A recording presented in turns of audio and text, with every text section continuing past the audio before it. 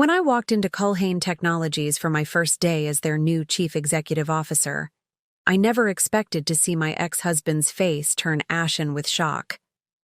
The same man who had ended our 15-year marriage with a cold text message while I was at my mother's funeral now stood frozen in the boardroom, realizing that the company's mysterious new leader, the one about to expose years of corporate fraud, was the woman he had so callously discarded. Before we jump back in, tell us where you're tuning in from, and if this story touches you, make sure you're subscribed, because tomorrow I've saved something extra special for you.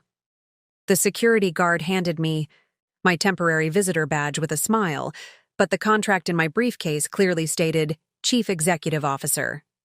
The glass and steel headquarters of Meridian Technologies loomed against the morning sky, sunlight reflecting off its windows like 1,000 watching eyes. I adjusted my tailored charcoal suit and took a deep breath, savoring the weight of the moment. After 6 months of secret negotiations with the board, today was the day I would step into my role as CEO, and the day Arthur would discover exactly who he'd be answering to. "Good morning, ma'am. Your name?" The security guard at the reception desk smiled professionally. "Farah Winters," I replied, the name still feeling strange without Mitchell attached to it. The name I'd reverted to after Arthur had decided our marriage wasn't worth even a face-to-face ending. "Ah, yes. You're expected upstairs." He handed me a visitor badge. "This temporary ID will get you through all the doors today. HR will sort out your permanent credentials after the announcement." I clipped the badge to my lapel, suppressing a smile at the irony. "Visitor," it read, though the contract I'd signed last month designated me as the new chief executive officer of one of the country's most prestigious tech firms, the very same firm where Arthur had built his career while I supported him from the shadows. The elevator ascended smoothly to the 42nd floor. My heart pounded not from nervousness, but anticipation. 3 years ago, I had been nothing more than Arthur's wife to the people in this building. Then I became Arthur's ex-wife, dismissed with a text message while standing at my mother's graveside. "This isn't working anymore. I've moved on. Don't come home. Papers to follow." 15 years of marriage ended in 14 words. Today, I would be their leader. The elevator doors slid open to reveal a bustling executive floor. Through the glass walls, I could see various department heads gathering for the morning briefing. Most of them didn't know me, wouldn't recognize me.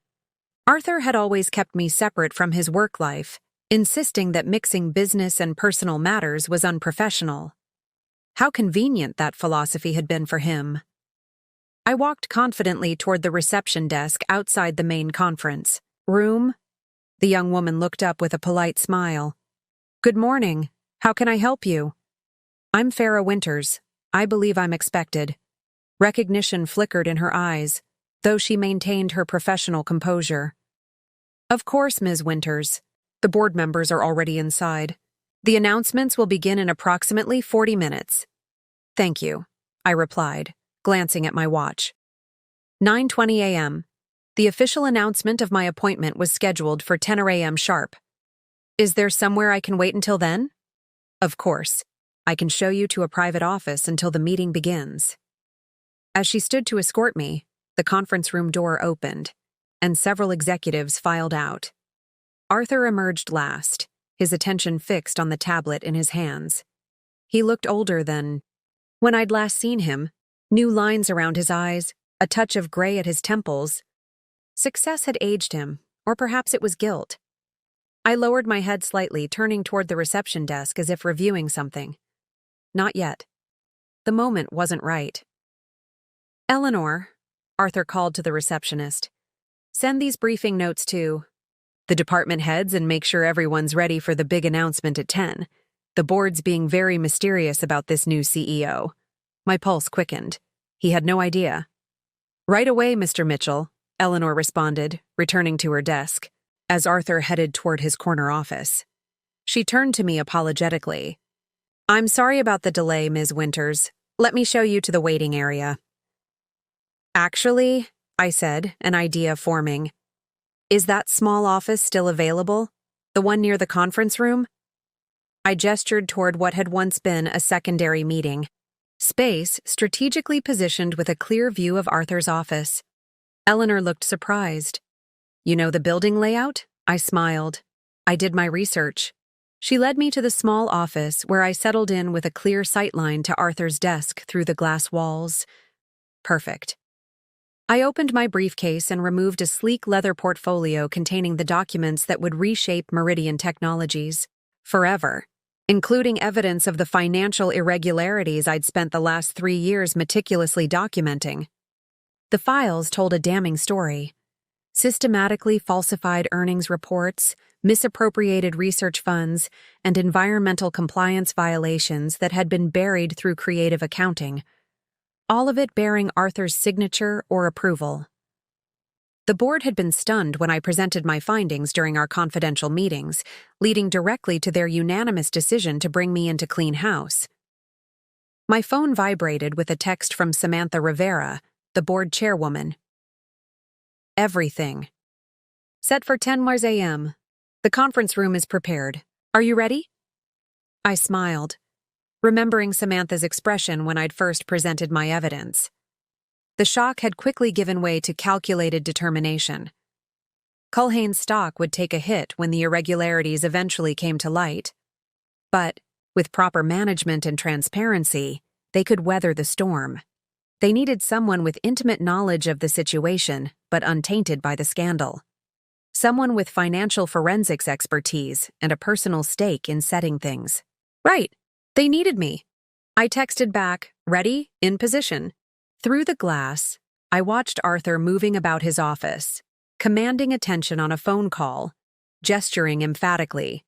Same expensive suit, same authoritative stance, same dismissive wave when an assistant tried to interrupt him with what was likely important information.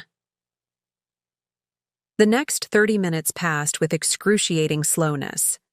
Executives and managers began filtering into the conference room. I noticed several board members arriving, their expressions carefully neutral as they nodded subtle acknowledgments in my direction when passing by the small office where I waited. At 9:55 a.m., my phone buzzed again. Samantha. We're ready for you. Main conference room. I gathered my materials, took a deep breath, and stepped into the hallway. The moment 3 years in the making had arrived. As I approached the conference room, I could see Arthur through. The glass walls, sitting confidently at the table, one seat removed from the head position, the CEO's chair. He was chatting amiably with Curtis Bradley from legal, completely unaware that his world was about to implode. Samantha met me at the door, her expression professional but her eyes revealing satisfaction at what was to come. Ms. Winters, welcome to Meridian Technologies. The room fell silent as heads turned toward me. Arthur continued speaking to Curtis for a moment before registering the change in atmosphere. He looked up, his sentence trailing off mid-word as our eyes met for the first time in 3 years. Confusion clouded his features first, recognition without comprehension. What was his ex-wife doing here? Then the pieces began to connect as he noticed my position beside Samantha, the board chairwoman's hand on my shoulder, the deferential posture of other board members. Ladies and gentlemen, Samantha began, her voice carrying the authority of her position. Before we make the formal announcement to the company, I wanted to personally introduce you to Meridian Technologies' new Chief Executive Officer, Farrah Winters. Arthur's face drained of color, his knuckles whitening as he gripped the armrests of his chair. The visitor badge suddenly felt feather-light against my lapel. Many of you may not know Ms. Winters, Samantha continued, but she brings exceptional qualifications to this position. With her background in corporate finance forensics and her comprehensive understanding of Meridian's unique challenges, the board voted unanimously to bring her leadership to our company during this critical transition period. I stepped forward, placing my portfolio on the table as all eyes followed my movements. My voice, when I spoke, was Preparing and narrating this story took us a lot of time, so if you are enjoying it, subscribe to our channel. It means a lot to us. Now back to the story. Steady and clear. The voice of someone who had walked through fire and emerged stronger. Thank you, Chairwoman Rivera. I look forward to working with all of you as we address the significant issues facing Meridian Technologies and chart a course toward genuine transparency and sustainable growth. My gaze settled on Arthur, who looked as though he might be sick. Some of you might be wondering about my familiarity with Meridian's operations despite coming from outside the company. The subtle emphasis on outside wasn't lost on Arthur, whose breathing had become visibly uneven. For those who don't know me, I continued, opening my portfolio to reveal the damning documentation. I was once Farah Mitchell, and I believe it's time we discuss the actual financial position of this company, starting with these irregularities in the quarterly reports. As I began distributing copies of the financial analysis, Arthur's shock transformed into something darker, a cornered, desperate realization.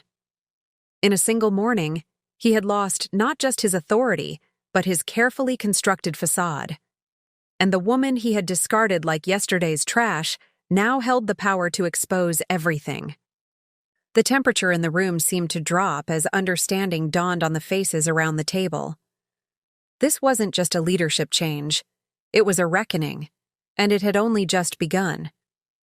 The conference room had fallen so silent you could hear the gentle hum of the air conditioning. I remained standing at the head of the table, watching as executives flipped through the pages of financial evidence I'd provided. Their expressions shifted from confusion to disbelief to dawning horror as they absorbed the implications of what they were seeing. Arthur sat frozen, his complexion ashen against his navy suit. The man who had once commanded every room he entered now seemed to be shrinking before my eyes. These numbers can't be accurate. Curtis from legal finally broke the silence, his voice strained. This would suggest systemic misrepresentation of our financial position for at least 3 years. 5 years, I corrected, maintaining my composure. The pattern begins subtly in 2019, but becomes increasingly bold by 2021. I tapped a particular spreadsheet in their packets. Note the discrepancy between reported R&D expenditures and actual fund allocation. Nearly $40 million rerouted through shell companies and listed as legitimate research costs. Samantha Rivera nodded grimly. The board has verified Ms. Winter's findings through an independent forensic accounting firm. The evidence is irrefutable. Arthur's breathing had become shallow, visible in the rapid rise and fall of his chest. His eyes darted around the room, assessing allies, finding none. When he finally spoke, his voice carried a forced casualness that fooled no one. There's clearly some misunderstanding. These allocations were all approved through proper channels for special projects with confidential parameters. I met his gaze steadily. Are you referring to Project Obsidian? The one registered to Westlake Holdings, which, interestingly, shares a mailing address with your lake house in Vermont? A muscle twitched in his jaw. The lake house, purchased during our marriage but mysteriously excluded from our divorce settlement. I'd discovered its connection to Culhane's missing funds only after months of painstaking investigation. I think we should continue this discussion privately, Arthur said, attempting to regain control of the situation. This is a complex matter with sensitive implications for the company. That's precisely why we're discussing it here, Samantha interjected firmly. Culhane Technologies has operated in shadows for too long. The board has unanimously decided that transparency begins now in this room with these executives. I nodded my thanks to Samantha before continuing. To address the immediate concerns, yes, the company is in a precarious position. Yes, there will be legal and financial consequences. But with proper leadership and complete transparency, Culhane can weather this storm and emerge stronger. And you believe you're that leadership? Arthur's voice dripped with sudden venom, his shock giving way to anger. A woman who's never run anything more complex than our household budget? Several executives shifted uncomfortably at his naked hostility. I allowed myself a small smile before responding. While you were building your career at Culhane, Arthur, I wasn't just running our household budget. I was completing my MBA in corporate finance. I was building a consultancy specializing in financial forensics. And for the past 3 years, I've been turning around companies that faced far worse situations than Culhane's current predicament. I paused, letting this sink in. Throughout our marriage, Arthur had dismissed my career aspirations, insisted that his work was enough for both of us. He'd never bothered to notice when I'd shifted from supporting his dreams to quietly building my own. Your most recent client being Frameworks International, Curtis said suddenly, recognition dawning on his face. You're the consultant who uncovered the embezzlement scheme that saved them from bankruptcy. He turned to the others. Frameworks. Stock has doubled since they reorganized under her guidance. Arthur's face contorted with disbelief. This is absurd. You can't possibly— The board didn't choose Ms. Winters despite her connection to you, Arthur. Samantha cut in. We chose her because she has the unique combination of skills and intimate knowledge of Culhane that we need right now. The fact that you were once married is irrelevant to her qualifications. But we all knew that wasn't entirely true.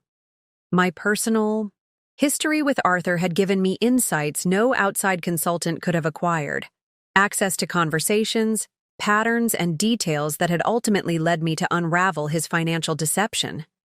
Now, I continued, returning to the matter at hand, let's discuss immediate action items. First, we need to prepare for controlled disclosure to the SEC.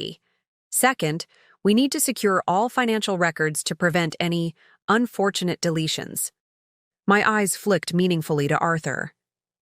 And third, we need to restructure the executive team effective immediately.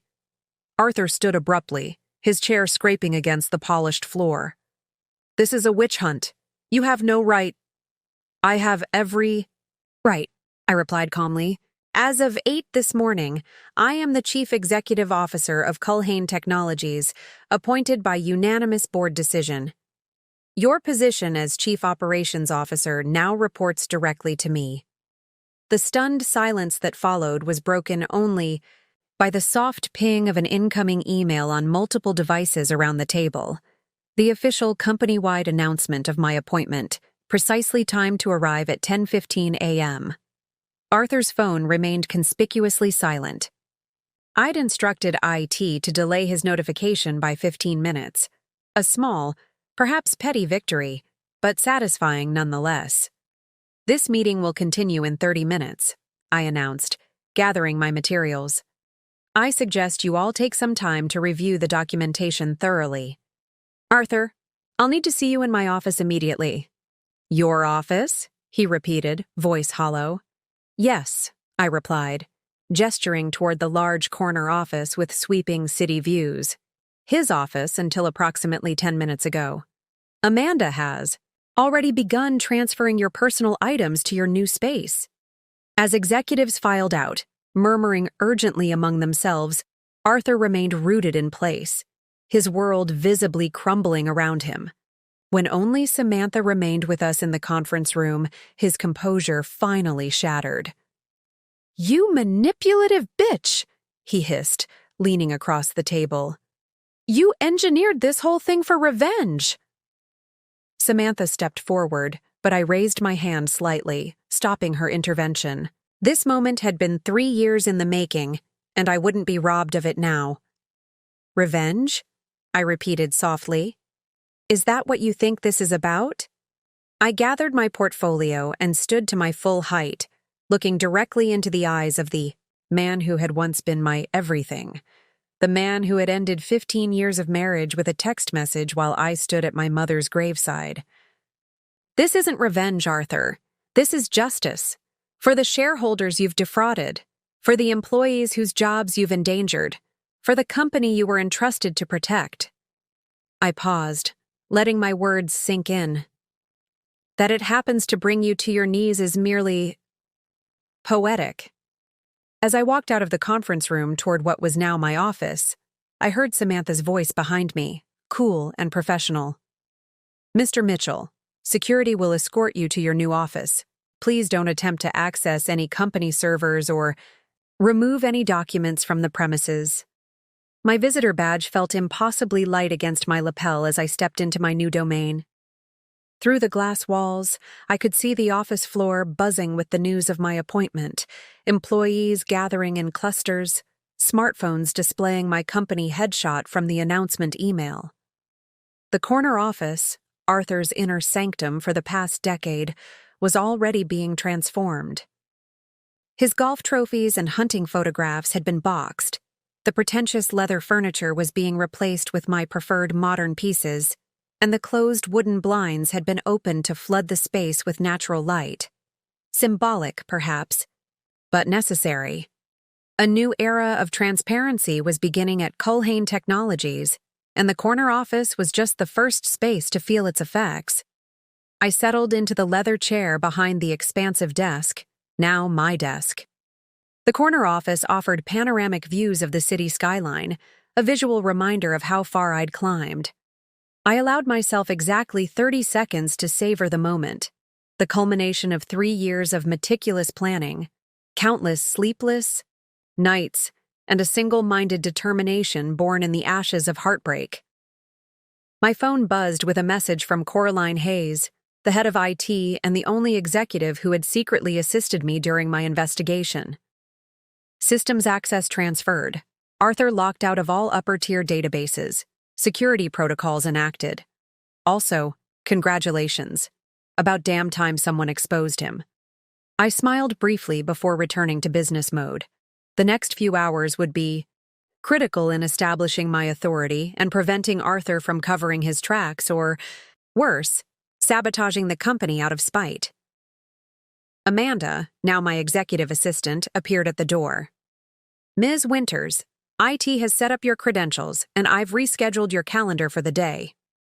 She hesitated, then added with quiet satisfaction, "Mr. Mitchell is being escorted to his new office on the 3rd floor. He's not taking it well." "Thank you, Amanda." I gestured for her to close the door. "I understand you've worked with Arthur for 8 years." "Yes, ma'am." Her expression remained carefully neutral. "Then you've likely seen or heard things that might be relevant to our current situation." I met her gaze directly. "I need to know if there's anything I should be aware of immediately, particularly regarding Project Obsidian or the Westlake Holdings connection." Amanda's professional facade cracked slightly. "I've suspected something wasn't right for years. The private calls, the separate financials he wouldn't let me file properly, the meetings that disappeared from his calendar afterward." She straightened her shoulders. "I keep copies of everything, Ms. Winters, including items Mr. Mitchell thought were deleted. I hadn't expected this. An ally in Arthur's inner circle. That could be extremely valuable, Amanda. Would you be willing to share that information with our forensic team?" "Absolutely." Her response came without hesitation. "Some of us have been waiting for this day for a long time." The implications of her words settled over me. Arthur's corruption had created silent victims throughout the company, people who'd seen wrongdoing but felt powerless to act. That would end today. "Set up a meeting with Culhane from IT and the independent auditors for 2 p.m., I instructed. "And Amanda, thank you for your integrity." After she left, I turned to my computer, logging in with my new credentials. Access to the company's innermost workings now lay at my fingertips. I began with Arthur's email history, searching for communications regarding Westlake Holdings. The search returned thousands of results, many of them exchanged with an external account. Labeled only as ID, I was deep in analysis when a commotion outside caught my attention. Through the glass walls, I could see Arthur arguing with 2 security personnel near the elevator bank. His face was flushed with anger, his gestures increasingly erratic. Several employees had stopped to watch the spectacle, smartphones discreetly raised. I pressed the intercom. "Amanda, what's happening?" "Mr. Mitchell is refusing to go to his new office. He's demanding access to his old computer and files. I watched for another moment as Arthur's tirade continued. This public meltdown was exactly what I'd wanted to avoid, not for his sake, but for the company's. We needed a controlled transition, not a spectacle that would end up on social media within minutes. Ask Samantha and Curtis to join me immediately, I instructed Amanda. Then have security bring Arthur to conference room B, not here.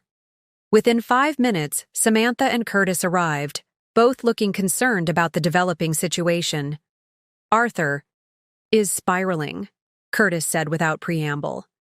He's threatening to call major clients and tell them to pull their contracts. He's already tried contacting Gabriel Winthrop at Nexus Industries, Samantha added. Fortunately, Gabriel called me. First, he was confused by Arthur's claims that the company is being hijacked. I nodded, processing this information. Gabriel Winthrop was Culhane's largest client, representing nearly 30% of annual revenue. What did you tell him? The truth, that we're undergoing a leadership transition and will brief him personally tomorrow. He's agreed to withhold judgment until then. Good. I stood, gathering my tablet. Let's deal with Arthur now before this gets any more public. As we walked to conference room B, employees quickly averted their eyes, pretending not to watch the unfolding drama. Their curiosity was understandable. In a single morning, the company's power structure had been completely upended. Arthur was pacing the conference room when we entered, his tie loosened, hair disheveled. 2 security guards stood impassively by the door. When he saw me, his expression contorted with rage. There she is, he snarled. The woman who orchestrated this entire coup. That's enough, Arthur, Samantha said sharply. Your behavior is inappropriate and unprofessional. Unprofessional? He laughed bitterly. She's my ex-wife. This entire situation is inappropriate. The board can't possibly— The board, Curtis interrupted, made its decision based on Ms. Winter's qualifications and her evidence of your financial misconduct. Your personal history is irrelevant to that decision. Arthur turned to me, his voice dropping dangerously. You planned this from the beginning, didn't you? Our entire marriage? Was it just to get close to Culhane? The absurdity of his accusation might have been comical if it weren't so offensive. We'd met in college, years before either of us had any connection to Culhane Technologies. I think you're confused about the timeline, Arthur, I replied calmly. When we married, you were a junior analyst at Markinson Financial. Culhane wasn't in either of our futures. Then why? His voice cracked slightly, genuine confusion breaking through his anger. Why this company? Why now? I considered my answer carefully, aware of Samantha and Curtis watching this exchange. Because Culhane is where the evidence led me. The financial irregularities, the misappropriated funds, the environmental violations, all of it pointed here. That you happened to be at the center of it was coincidental, a partial truth. While my investigation had indeed been based on financial evidence, I'd started looking at Culhane specifically because of Arthur. 3 months after our divorce, while still rebuilding my life, I'd noticed discrepancies in Culhane's public filings, patterns similar to cases I'd worked on professionally. Curiosity had become suspicion, and suspicion had evolved into the most thorough investigation of my career. You have 2 options, Arthur, I continued. You can accept the position of Vice President of Special Projects with appropriate oversight, or you can resign effective immediately. Either way, you will cooperate fully with the independent audit and the SEC disclosure. And if I refuse? He challenged, stepping closer. Then the board will terminate you for cause, and the evidence of financial misconduct will be included in your employment record. I kept my voice level. Additionally, the full file will be turned over to the authorities for criminal investigation. The color drained from his face as the implications sank in. You're threatening me with prison. I'm offering you a choice, I corrected. More than you gave me when you ended our marriage via text message. Curtis shifted uncomfortably, and I realized I'd allowed personal history to seep into a professional conversation. I quickly redirected. The choice is yours, Arthur, but it needs to be made now. The company announcement has gone out. The transition is happening with or without your cooperation. He stared at me for a long moment, calculation replacing rage in his eyes. When he finally spoke, his voice had regained its usual controlled timbre. I'll take the VP position, temporarily, while I consider my options. I nodded, unsurprised. Arthur had always been pragmatic when cornered. Wise choice. Amanda will brief you on your new responsibilities and limitations. For now, I suggest you go to your new office and gather yourself before the all-hands meeting at 3 p.m. As security escorted him out, I noticed the subtle change in his demeanor, the way his shoulders straightened, his expression smoothed into unreadable calm. The initial shock had worn off. The calculating Arthur I knew so well was re-emerging, already plotting his next move. He's going to be a problem, Samantha murmured beside me. Yes, I agreed. But a managed problem is better than an unpredictable one. What I didn't share with Samantha was the dossier still in my briefcase, the evidence I hadn't yet presented to the board, the offshore accounts, the shell companies in the Cayman Islands, the connections to questionable investors that went far beyond mere financial impropriety. Arthur wasn't just a corrupt executive. He was the linchpin in a network that extended beyond Culhane's walls. And I had only begun to unravel the full extent of his operation. As we walked back toward the executive floor, Curtis cleared his throat uncomfortably. Farah, may I speak frankly? I nodded, curious about what the head of legal wanted to say. The personal history between you and Arthur. It complicates things from a legal standpoint. If he decides to claim this is personal vendetta rather than corporate governance. He can claim whatever he wants, I interrupted smoothly. The evidence speaks for itself. 5 independent auditors have verified my findings. The board has unanimously approved my appointment. His accusations would be dismissed as the desperate attempts of a disgraced executive to deflect attention from his own misconduct. Curtis didn't seem entirely convinced. Still, perception matters, especially with the SEC and shareholders. Which is why, I added, I've compiled a comprehensive dossier on my own involvement. Full disclosure of our past relationship, documentation of my investigation process, and independent verification of every finding. It's all there, Curtis. Transparency works both ways. This seemed to satisfy him, at least temporarily. As we reached my office, I paused, turning to both board members. Culhane Technologies is about to enter the most challenging period in its history, I said quietly. What happens in the next 72 hours will determine whether we emerge stronger or collapse under the weight of Arthur's deceptions.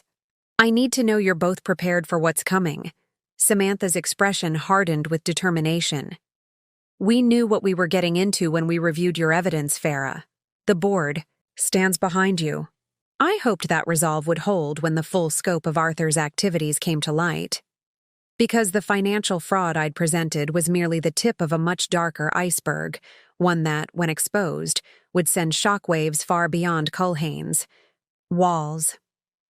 The afternoon unfolded in a blur of meetings, each one revealing new layers to Arthur's web of corruption. At 2 p.m., I met with Coraline Hayes from IT and the forensic accountants in a secure conference room we'd designated as our investigation hub. We've begun deep analysis of the server backups, Coraline reported, her fingers flying across her keyboard as she projected data onto the wall screen.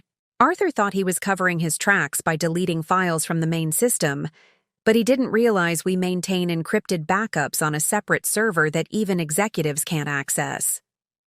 The lead forensic accountant, a stern woman named Eleanor, Blackwood nodded appreciatively.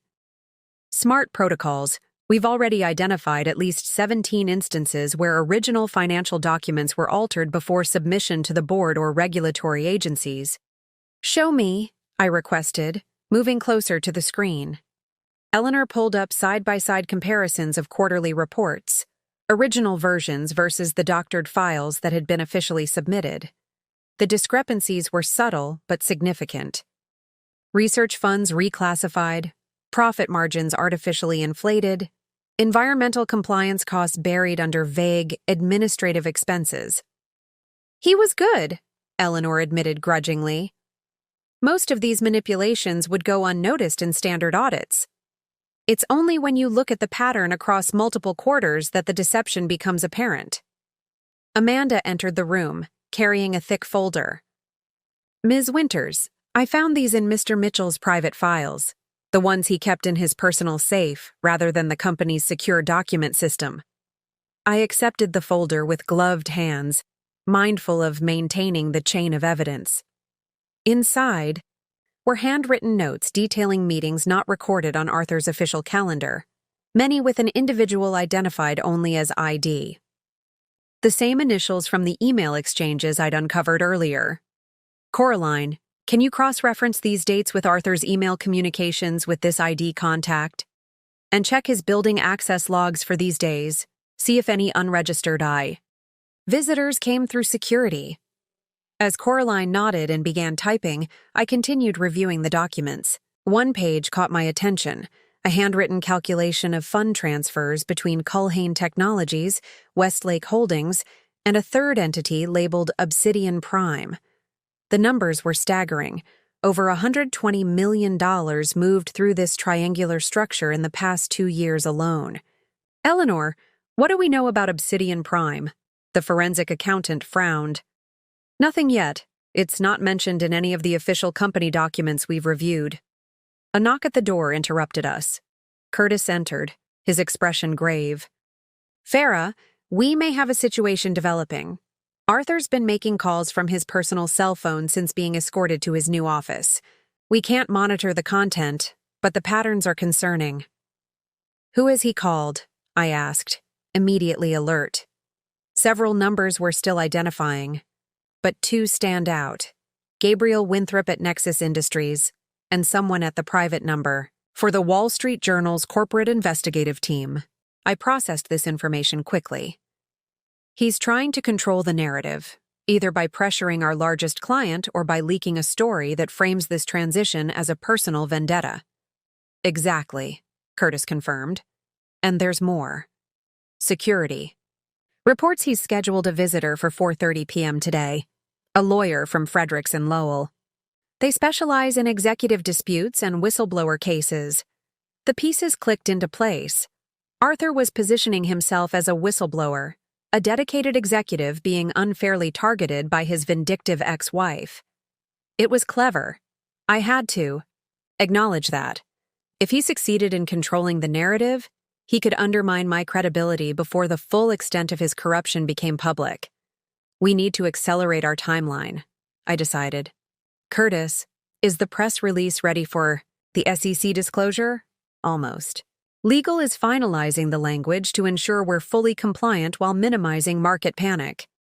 Send me the draft immediately. I want it issued before close of business today. I turned to Eleanor. How quickly can your team compile a preliminary report on the financial discrepancies? We can have a top-line summary in 3 hours. It won't be comprehensive, but it will establish the pattern of intentional misrepresentation. That's sufficient for now. I faced Coraline next. I need access to Arthur's email exchanges with this ID contact as soon as possible, and full visitor logs for the past year, cross-referenced with his private calendar. As the team dispersed to their tasks, I found myself alone in the conference room, surrounded by evidence of Arthur's betrayal, not just of me, but of the entire company and its shareholders. The familiar ache of personal hurt had long since transformed into something colder and more focused, determination to expose the truth, whatever the cost. My phone buzzed with a message from Samantha. Arthur requesting private meeting with you, says it's in everyone's best interest. Thoughts? I considered the request. Meeting alone with Arthur would be risky, but it might also reveal what he was planning. After a moment's reflection, I responded, Conference room C, security outside the door. 15 minutes only. At precisely 3:45 p.m., I entered the small conference room to find Arthur already seated, his composure fully restored. The disheveled, angry man from our earlier confrontation had vanished, replaced by the calculated, charming executive I'd been married to for 15 years. "Farah," he greeted me with a smile that didn't reach his eyes. "Thank you for meeting with me." 15 minutes, Arthur. I'm on a tight schedule." He leaned back, studying me with newfound respect. "You know, in all our years together, I never truly appreciated your capabilities." "That was my mistake." "One of many," I replied evenly, refusing to be drawn into personal reminiscence. "What did you want to discuss?" "A mutually beneficial arrangement." He slid a folder across the table.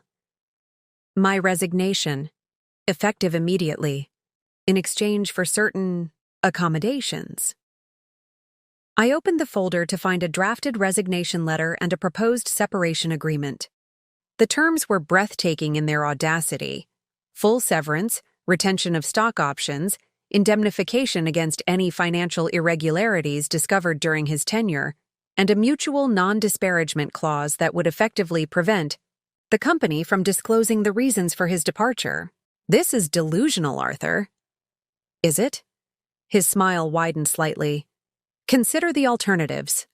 A prolonged public battle between ex-spouses at the helm of a major technology company. Accusations of personal vendetta undermining legitimate corporate governance. Shareholder lawsuits, regulatory investigations, client defections." He shrugged. "Culhane's stock would plummet, possibly beyond recovery." "You seem to be forgetting the evidence," I reminded him. 5 independent auditors have verified the financial misconduct. This goes beyond any personal history between us. Evidence can be interpreted many ways. His tone remained conversational, almost friendly. "Did you know Gabriel Winthrop and I have been friends since college? That we vacation together every summer? How do you think Nexus Industries will respond when their CEO hears that his old friend is being railroaded by his bitter ex-wife?"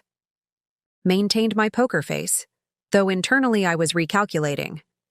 Gabriel Winthrop controlled nearly a third of our business. If he pulled Nexus's contracts— "And the press," Arthur continued, noting my silence. "They love a scandalous narrative. Scorned wife takes revenge on corporate husband. It practically writes itself." "You're overplaying your hand, Arthur." I closed the folder and slid it back to him. "Your proposal is rejected." His expression hardened. "Then you leave me no choice but to protect myself by any means necessary." "Is that a threat?" "A statement of fact." He stood slowly. "I've spent 17 years building Culhane Technologies. I won't watch you destroy it over a personal grudge." "This isn't about our divorce, Arthur." I rose to meet his gaze directly. "This is about $120 million in misappropriated funds. This is about falsified environmental compliance reports that put communities at risk. This is about securities fraud that jeopardized thousands of jobs and millions in shareholder value." A flicker of surprise crossed his face at the mention of the specific figure. He hadn't expected me to know the full extent of the Obsidian Prime operation. "You're out of your depth, Farah," he said, his voice dropping to a dangerous whisper. "You have no idea what you're interfering with or who else is involved. Some things are bigger than corporate governance or even your quest for personal justice." The implied threat hung in the air between us. For the first time, I sensed real fear beneath Arthur's calculated exterior. Not fear of exposure or professional disgrace, but something deeper and more primal. "Our 15 minutes are up," I said calmly, moving toward the door. "Security will escort you back to your office. The all-hands meeting is still scheduled for 4:30 p.m. I expect you to attend and support the transition publicly." As I reached for the door handle, Arthur called after me. "Farah." Something in his tone made me pause. "We were married for 15 years. I know you think I never loved you, but you're wrong. What I did, the text, The way I ended things. It wasn't about you. I was trying to protect you. I turned back, searching his face for any sign of manipulation or deception. Instead, I found an uncharacteristic vulnerability, almost pleading. Protect me from what, Arthur? He seemed to wage an internal battle before responding. From the consequences of knowing too much. Some questions shouldn't be asked, some stones shouldn't be turned. He ran a hand through his hair, a gesture of genuine distress I'd rarely seen from him.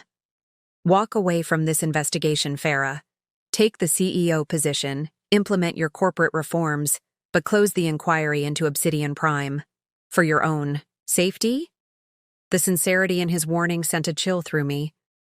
This wasn't the calculated threat of a cornered executive. This was genuine fear for my well-being. Who is ID, Arthur? The color drained from his face. How do you... He caught himself. It doesn't matter. Just know that these people operate on a different level. They don't issue warnings or make threats. They simply solve problems. Are you saying your financial fraud is connected to something criminal? Possibly violent? He moved closer, lowering his voice despite the privacy of the room. I'm saying, you need to be very careful about what you reveal at today's all-hands meeting. Stick to the leadership transition. Leave Obsidian Prime alone. If not for your sake, then for the safety of everyone in this building. With that cryptic warning, he straightened his tie and walked past me out of the conference room, nodding politely to the security officers stationed outside. I remained rooted in place, my mind racing to process this new information. Arthur's warning seemed genuine, which opened a disturbing possibility. The financial fraud I'd uncovered might be merely a symptom of something far more dangerous. Something that had prompted Arthur to abruptly sever all ties with me 3 years ago, even at the cost of our marriage. As I made my way back to the executive floor, I found Coraline waiting outside my office, her expression grim. I found something about ID, she said without preamble. You need to see this immediately. The familiar tightness of anxiety gripped my chest as I followed her inside, shutting the door firmly behind us. Whatever Arthur was involved in, I was about to discover just how deep the corruption ran, and perhaps why my husband of 15 years had suddenly decided I was a liability he couldn't afford to keep. ID is Isaiah Devereaux, Coraline explained as she closed my office door behind us. She placed her laptop on my desk and pulled up a series of documents. He's officially listed as a strategic consultant to several companies, including Culhane Technologies, but there's almost no public footprint beyond that. I studied the screen, trying to place the name. Should I know him? Probably not. He operates almost entirely in the shadows. Coraline's fingers flew across the keyboard, pulling up more files. What's concerning is his client list and the pattern of what happens to companies after he gets involved. She displayed a chart showing the trajectories of various corporations. Each of these companies hired Devereaux as a consultant. Within 18 months, each experienced a major restructuring event, acquisition, merger, or bankruptcy. In every case, the original executive leadership was completely replaced. Corporate raider? I suggested. That was my first thought, but it's more complex. She pulled up another screen, this one showing news headlines. These are environmental disasters connected to companies in Devereaux's portfolio, chemical spills, toxic releases, safety violations. I leaned closer, noting the dates. These all occurred during or immediately after his consultation periods. Exactly. And here's where it gets interesting. She opened a new folder containing surveillance photos. These were taken at various industry events over the past 5 years. I've highlighted Devereaux in each one. The images showed a tall, distinguished-looking man with silver hair and penetrating eyes. In every photo, he was engaged in conversation with various executives, including, I felt my breath catch, Arthur. They appeared to be on familiar terms, sharing drinks at a charity gala in one image, leaning close in conversation at an industry conference in another. When was the earliest contact between them? I asked. Coraline scrolled to a photo dated 3 years and 2 months ago. This is the first documented meeting I could find. Note the date. I did, and felt a chill run through me. 2 weeks before Arthur had ended our marriage with that text message. There's more, Coraline continued. I cross-referenced the dates of Devereaux's meetings with Arthur against our internal records. Each meeting was followed by a significant decision regarding Culhane's environmental practices, reductions in our safety protocols, changes in waste disposal vendors, relocation of manufacturing facilities to regions with looser regulations. The implications were becoming clear, and they were far more disturbing than mere financial fraud. He's not just a corporate raider, he's something worse. Coraline nodded grimly. I think so. I dug into public records in areas where companies connected to Devereaux operated. There are clusters of unusual health issues, respiratory problems, rare cancers, neurological disorders. Nothing definitively linked to the companies, but the statistical correlation is troubling. I sat heavily in my chair, processing this information. Arthur's warning suddenly took on new meaning. If Devereaux was orchestrating environmental violations on this scale, the financial fraud might be merely a mechanism to hide the real crimes and the real profits. Have you shared this with anyone else? I asked Coraline. No. Given the sensitivity, I thought you should see it first. Good instinct. Keep this between us for now. I checked the time. 4:15 p.m. The all-hands meeting would begin in 15 minutes. Continue your investigation, but use a secure terminal not connected to our main network. And Coraline, be careful. Document everything, but store it offline. After she left, I sat alone in my office, staring at the city skyline as I recalibrated my understanding of what I'd stumbled into. This wasn't just about exposing Arthur's financial misconduct, or even reclaiming my professional dignity. I was potentially uncovering a criminal enterprise that endangered communities and involved people who, in Arthur's words, solved problems. My phone buzzed with a reminder for the all-hands meeting. I gathered my notes, my mind racing with new questions. How much should I reveal to the company today? How could I protect the investigation and my team while still moving forward? As I headed toward the main auditorium where hundreds of employees were gathering, Samantha fell into step beside me. You look like you've seen a ghost, she observed quietly. Something like that. I hesitated, then decided she needed to know at least part of the truth. The situation is more complex than we initially believed. Arthur may be involved with dangerous people. Samantha's expression tightened. Dangerous how? I'm still piecing it together, but I think our focus needs to shift. The financial fraud appears to be covering up environmental crimes, possibly serious ones with public health implications. She absorbed this in silence as we approached the auditorium doors. Should we postpone the meeting? No, but I'm modifying my remarks. We'll announce the leadership transition and briefly address the financial review, but I won't mention Obsidian Prime or Isaiah Devereaux. Samantha nodded, understanding the gravity of my decision. I'll support whatever you think is best. The auditorium fell silent as we entered, hundreds of employees watching with a mixture of curiosity and apprehension. Arthur was already seated in the front row, his expression unreadable. I noticed he had positioned himself next to Gabriel Winthrop from Nexus Industries, a power play designed to demonstrate his continued relevance and connections. As I took the stage, I felt the weight of every gaze. These people depended on Culhane for their livelihoods. Many had families, mortgages, children in college. What I said in the next few minutes would affect them all. Good afternoon, I began, my voice calm and measured despite the turmoil inside. For those who haven't seen the announcement, my name is Farah Winters, and as of this morning, I am the new Chief Executive Officer of Culhane Technologies. A murmur ran through the crowd, a mixture of surprise, confusion, and speculation. I waited for it to subside before continuing. This transition comes at a critical moment for our company. The board has identified significant challenges in our financial governance that require immediate attention. A full audit is underway, and we are committed to complete transparency with regulatory agencies.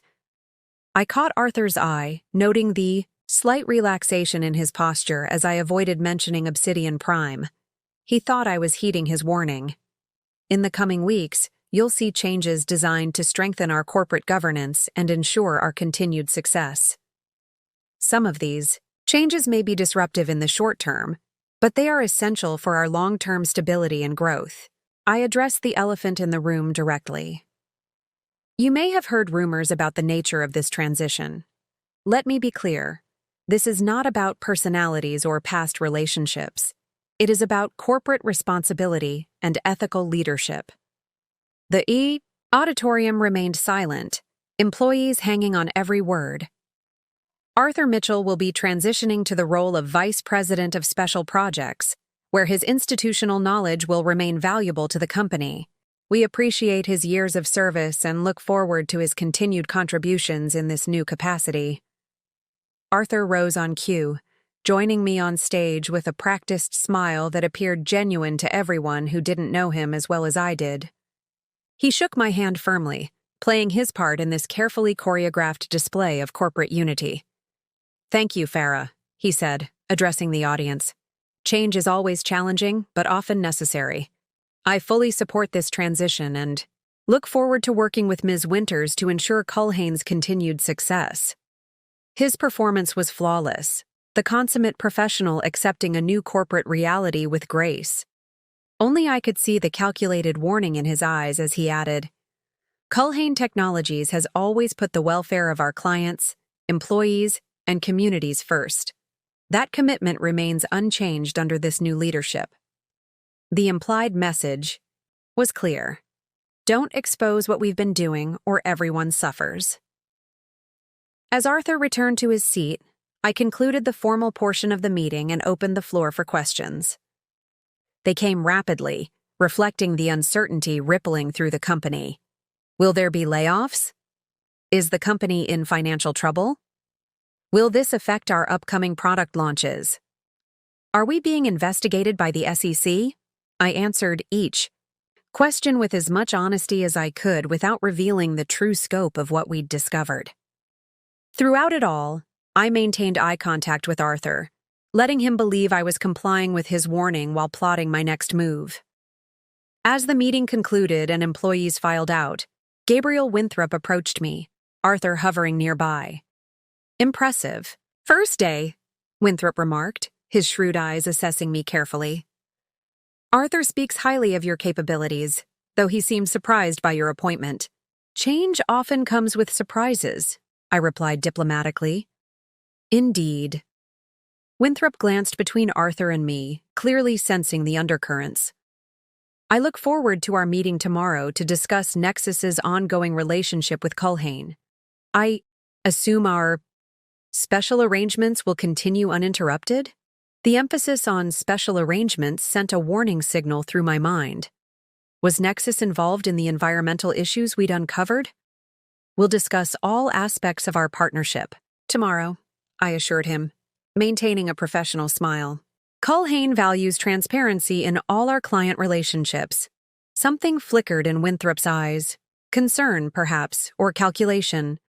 Transparency? Yes, a modern virtue, though not always conducive to business efficiency. He nodded politely. "Until tomorrow, then." As he walked away, Arthur lingered for a moment. "Smart decision in there," he said quietly. "Keeping things vague protects everyone." "I'm still investigating Obsidian Prime," I informed him, keeping my voice low. "But I'm being methodical about it." A flash of genuine fear crossed his face. "Farah, please. You don't understand what you're dealing with." "Then help me understand, Arthur. Who is Isaiah Devereaux really, and what are you involved in?" His face paled at the mention of Devereaux's name. "How did you—" He stopped, composing himself. Not here. Not now. My office. 8 p.m., I instructed. After most employees have left. One chance to explain yourself, Arthur. He hesitated, then nodded almost imperceptibly before walking away, his shoulders tense with what appeared to be genuine dread. As the auditorium emptied, I remained on stage, watching the retreating figures. The day had revealed layers of corruption far beyond what I'd initially suspected.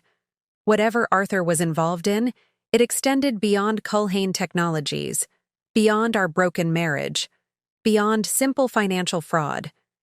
And if my suspicions were correct, Isaiah Devereaux wasn't just a corporate consultant. He was something far more sinister. The kind of man who solved problems permanently. I checked my watch. 5:30 p.m. 2.5 hours until Arthur's explanation. Time to prepare for a conversation that might finally reveal the truth behind both our failed marriage and the dark secret at the heart of Culhane Technologies. The hours after the all-hands meeting were filled with methodical preparation. After briefing Samantha on what I'd discovered about Obsidian Prime, I retreated to my office with strict instructions not to be disturbed except for emergencies. I called Eleanor, the lead forensic accountant. I need everything you have on Culhane's environmental compliance record for the past 5 years. Focus on any changes in policy, reductions in safety protocols, or shifts in waste management practices. That's outside our original scope, she replied hesitantly. I know. The investigation has evolved. I need this information as soon as possible. After ending the call, I contacted a trusted former colleague from my consulting days. Celia, I need a background check on someone named Isaiah Devereaux. Deep dive, off the books, highest discretion. Sounds serious, she remarked. Timeline? Yesterday, if possible. But I'll take whatever you can get me by this evening. The financial evidence against Arthur was damning, but I sensed a deeper layer to his corruption, one that went beyond mere profit and into something potentially catastrophic. The more I uncovered about Obsidian Prime, the more disturbed I became. At 7 p.m., Coraline knocked softly at my door. I've got something. She placed a tablet on my desk, displaying satellite imagery of a remote area in eastern Nevada. This facility is officially registered as a materials processing center, owned by Obsidian Prime. I tracked shipments from 3 Culhane manufacturing plants to this location over the past 2 years. The images showed a large industrial complex, surrounded by barren landscape. What caught my attention were the discolored areas around the perimeter, sections of land that appeared contaminated or chemically altered. Is that what I think it is? I asked. Coraline nodded grimly. Toxic seepage. Based on the spread pattern, it's been happening for at least 18 months. The facility is located on private land, miles from the nearest EPA monitoring station. What are they disposing of there? I cross-referenced with Culhane's product development database. The most likely candidates are chemical byproducts from our next-generation battery technology, specifically, the compounds that would be extremely expensive to dispose of through regulated channels. The picture was becoming clearer, and it was more disturbing than I'd imagined. Not just financial fraud to boost profits, but deliberate environmental crimes that could have catastrophic long-term consequences. Has this contamination reached any water sources? I asked, dreading the answer. Unclear from the satellite imagery alone. But there's a small town about 12 miles downstream from the facility, population around 2,000. If groundwater is affected, she didn't need to finish the thought. We both understood the implications. My phone buzzed with a text from Arthur. We need to talk, privately. It's urgent. I stared at the message, considering my options. After his performance at the all-hands meeting, Arthur clearly realized he was losing control. This urgent conversation was likely another attempt to manipulate the situation in his favor, but it also presented an opportunity. If I could get Arthur to reveal more about Obsidian Prime and his connections to it, I might uncover the full extent of his corruption before he had time to cover his tracks. I texted back, "My office, 8 p.m. Coraline looked concerned. "Are you sure that's wise? Meeting him alone?" "He won't try anything in the company building," I assured her, though I wasn't entirely convinced myself. "But let's take precautions. Activate the security recording in my office and have guards stationed nearby."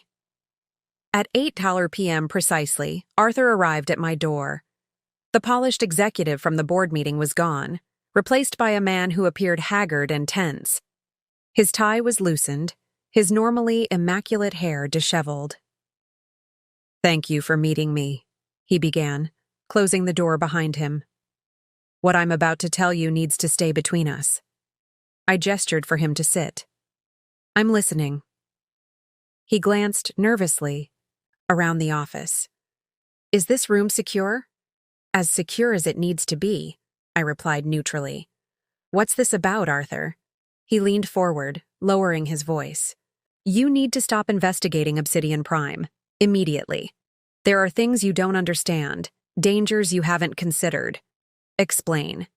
Obsidian Prime isn't just a shell company for financial fraud. It's part of a network designed to bypass environmental regulations while maintaining plausible deniability for the corporations involved." He rubbed his face wearily. "I didn't create this system, Farah. I inherited it when I became COO. I kept my expression neutral, though internally I was cataloging every word, comparing it against the evidence we'd already gathered."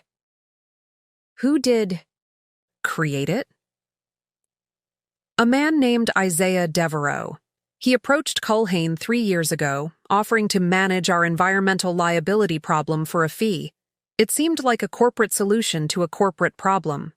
And you agreed," I noted, not bothering. To hide my disgust. "The board agreed," he corrected quickly. "I was implementing their directive." Classic Arthur, deflecting responsibility while positioning himself as merely following orders. I'd seen this pattern throughout our marriage whenever he made questionable decisions. "So why tell me this now? Why the urgent warning?" His expression shifted to something that might have passed for concern if I didn't know him so well. "Because Devereaux is dangerous, Farah. Not just corporate lawsuit dangerous. Physically dangerous. You expect me to believe you're concerned for my safety?" I couldn't keep the skepticism from my voice. "Believe what you want about my motives." His eyes met mine with an intensity that might have been convincing 3 years ago. "But Devereaux has a pattern. When people start asking questions about his operation, they tend to have accidents." I studied him carefully, looking for the tells I'd learned to recognize during 15 years of marriage.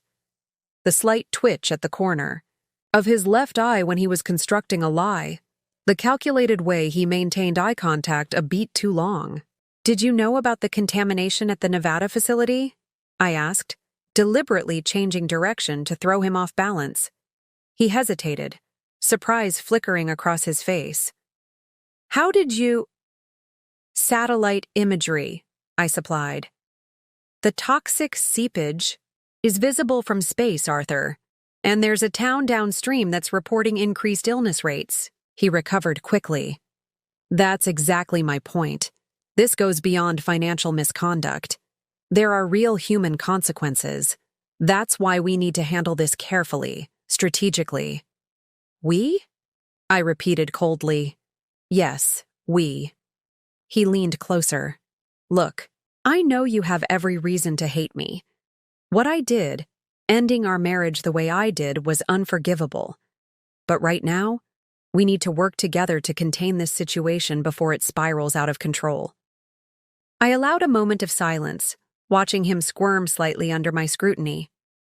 "Tell me about our divorce, Arthur." The abrupt change of subject caught him off guard. "What? Why did you end our marriage with a text message while I was at my mother's funeral? After 15 years together, why that method? Why that timing?" His expression cycled through several emotions before settling on what appeared to be remorse. "It was a mistake. I was under immense pressure. The timing was inexcusable. That's not an explanation. That's an evasion. I leaned back in my chair. Let's try again. What was happening 3 years ago that made you end our marriage so abruptly? I already knew the answer. My investigation had uncovered his communications with Nexus Industries about their acquisition plans. But I wanted to see if he would tell the truth. Arthur sighed heavily, a performance of emotional vulnerability that once might have moved me. It was complicated, Farah. The company was at a critical juncture. I was working 18-hour days, making difficult decisions. Still not an answer, I interrupted coldly. One more try, Arthur. Why the text? Why while I was burying my mother? Something shifted in his eyes, calculation replacing feigned vulnerability. Would you believe me if I said it was to protect you? No. A humorless smile touched his lips. Smart. You always were. He straightened slightly. The truth is, our marriage had become a liability. Certain business arrangements required flexibility in my personal life. Business arrangements with Gabriel Winthrop at Nexus Industries, I supplied, watching his eyes widen slightly in surprise. Yes, I found those emails too, Arthur. His mask slipped for just a moment, revealing the cold, calculating man beneath. Then, remarkably, he tried a new approach. It wasn't just business, he said, his voice softening. Devereaux was making threats. He showed me photos of you, at your office, at your mother's hospice. He knew your routines, your vulnerabilities. He made it clear that my cooperation ensured your safety. The audacity of this new lie was breathtaking. I stared at him, genuinely amazed by his ability to construct such a manipulative narrative on the spot. So you're claiming you divorced me? To protect me? I couldn't keep the incredulity from my voice. He nodded earnestly. If we weren't together, if there was a clean break, you wouldn't be associated with whatever happened to me if things went wrong. It was cruel, I know, unforgivable, but I thought it was the only way to keep you safe. For a moment, I simply observed him, this man I had spent 15 years with, whose lies I had once believed, whose manipulations I had once mistaken for love. In another life, perhaps I might have fallen for this performance. Not anymore. That's quite a story, Arthur, I said finally. Creative, almost touching, if it weren't completely contradicted by your emails to Gabriel Winthrop discussing how our marriage had become an obstacle to the Nexus acquisition. His expression froze, then hardened. You don't understand the full context of those communications. I understand enough. I stood, signaling that our meeting was over. Your environmental crimes will be reported to the appropriate authorities. Your financial fraud has already been documented for the board. Whatever game you're playing with this Devereaux story ends now. He rose as well, desperation replacing the calculated charm. Farah, listen to me. Whatever you think of me, whatever evidence you've found, this is bigger than our personal history. Devereaux is real and he's dangerous. I'll take my chances, I replied coolly. As he moved toward the door, he made one last attempt. The Nevada facility. The contamination is worse than those satellite images suggest. The groundwater is already affected. The town downstream, Clearwater, has reported increased rates of illness over the past year. Skin conditions, respiratory problems, rare cancers. I paused, struck by the specificity of these details. How do you know this? Because Devereaux's people have been monitoring the situation, collecting medical data, paying off local officials to keep it quiet. A note of genuine distress entered his voice. They're preparing contingency plans, relocation of operations before the current site becomes a liability. Whether this particular information was true or another manipulation, I couldn't immediately determine. But the environmental crimes were real, that much our investigation had confirmed. If you're so concerned about public health, why didn't you stop it? I challenged. I tried to implement better containment protocols, but he stopped. Himself. You won't believe me no matter what I say, will you? You've given me no reason to, Arthur. 15 years of marriage, ended with a text message for business advantages. 3 years of financial fraud and environmental crimes. And now, when you're finally facing consequences, suddenly you're the reluctant participant, the man who sacrificed his marriage to protect his wife? I shook my head. You're right. I don't believe you. He stared at me for a long moment. Then his expression shifted to something harder, more calculating. You think you've won, don't you? That you've achieved some sort of justice by taking my position, exposing my crimes? This isn't about winning, Arthur. It's about accountability. No, he countered, his voice dropping to a dangerous whisper. This is about revenge. You've spent 3 years planning this moment, orchestrating my downfall. But you have no idea what you've stepped into. As he reached for the door handle, my phone buzzed with a message from security. Unknown vehicle parked near executive entrance for past 30 minutes. 2 men inside watching building. Police notified. I showed Arthur the message. To my surprise, genuine alarm crossed his face. It's starting already, he muttered. Devereaux's people, they're watching, assessing. He turned back to me, urgency in his voice. We need to leave, separately. Now. Despite my skepticism about his Devereaux story, the security alert was real. Someone was watching the building, and given the scale of corruption I'd uncovered, taking precautions seemed prudent. I'll make my own arrangements, I told him firmly. This conversation is over, Arthur. As he left my office, his final words floated back to me. When everything falls apart, remember I tried to warn you. I watched him disappear down the corridor, his defeated posture at odds with the calculating gleam I'd seen in his eyes moments before. This wasn't over. Arthur Mitchell didn't surrender easily, especially when cornered. My phone rang. Coraline, calling from the security office. I've been monitoring the surveillance feed, she reported. Arthur's heading to the parking garage, but he's made 3 phone calls since leaving your office. We couldn't pick up the audio, but his body language was agitated. Stay on him, I instructed. And Coraline, don't trust anything he says about Devereaux or Obsidian Prime. He's manipulating the situation to save himself. Understood. But Farah? She hesitated. The SUV outside, the men have night vision equipment. They're not just watching, they're conducting surveillance. Professional surveillance. A chill ran down my spine despite my determination not to let Arthur's warnings affect me. Whether Devereaux was exactly as Arthur described, or simply a business associate with security resources, someone was indeed watching Culhane Technologies tonight. I gathered the most critical evidence into my secure briefcase, encrypting digital copies and sending backups to trusted external locations. Whatever game Arthur was playing, whether his warnings contained any truth or were purely self-serving, I would be prepared. The revenge I had planned for 3 years was nearly complete. Arthur's career was crumbling, his reputation in tatters, his crimes exposed. But as I prepared to leave the building, I couldn't shake the feeling that this victory might come with complications I hadn't anticipated.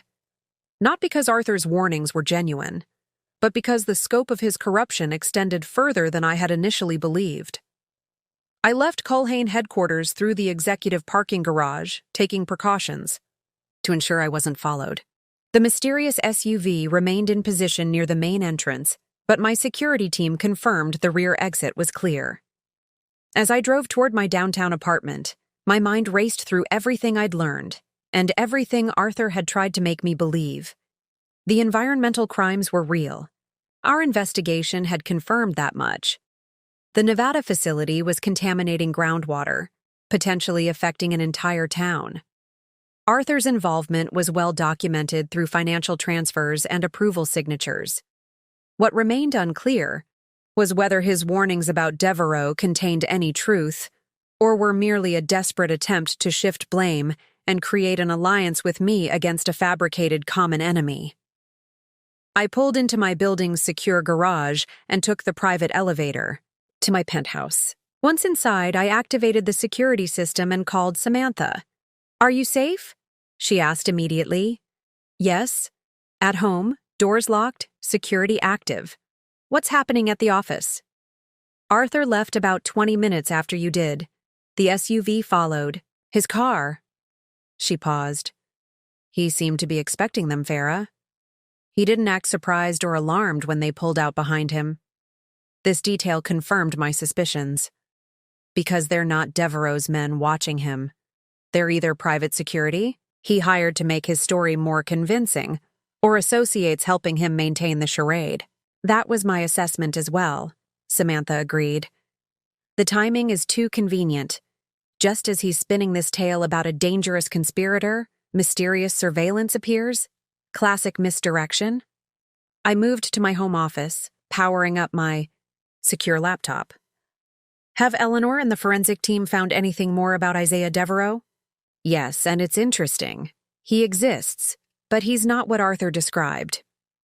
I heard papers shuffling in the background. "Devereaux is a corporate consultant specializing in regulatory compliance and environmental risk management. His client list includes several Fortune 500 companies, including Culhane and Nexus. But contrary to Arthur's claims, Devereaux's recommendations have consistently pushed for stricter environmental controls, not circumvention. So Arthur twisted a legitimate business relationship into a convenient scapegoat, I concluded. Typical. What about the Nevada facility? EPA records show it was established 5 years ago as a materials processing center, initially with proper permits. But 2 years ago, the operation changed. Inspection reports became irregular, water testing decreased, and local oversight was suddenly handed to a private contractor with ties to, "Let me guess," I interrupted. "Westlake Holdings?" "Exactly. Arthur's shell company." Samantha's voice hardened. The contamination timeline aligns perfectly with Arthur taking control of compliance oversight. If anything, Devereaux seems to have objected to these changes. We found a series of recommendations he submitted urging a return to stricter protocols. I processed this information, the final pieces of Arthur's deception falling into place. He completely inverted reality, blamed his own actions on the one person who was advocating against them. It appears so. But Farah... Samantha hesitated. While Arthur's story about Devereaux is clearly fabricated, the environmental situation in Nevada is genuine and serious. Preliminary data suggests contamination has reached the town's water supply. We're looking at potential public health effects that could trigger serious legal and ethical implications for Culhane. I closed my eyes briefly, the weight of this responsibility settling on my shoulders. My personal vendetta against Arthur had uncovered something far more significant than financial fraud. We need to act immediately, I decided. Contact our environmental response team. I want containment measures implemented at the Nevada site within 24 hours. Arrange for independent water testing in Clearwater, and prepare a public disclosure statement. The board may resist immediate disclosure, Samantha cautioned. The financial implications are secondary to public health and our legal obligations, I finished firmly. Arthur's corruption stops now, even if it means short-term financial pain for Culhane. After ending the call, I turned my attention to the evidence we'd gathered, both against Arthur and about the environmental situation. If we moved quickly, we could mitigate the damage to public health while still holding Arthur accountable for his actions.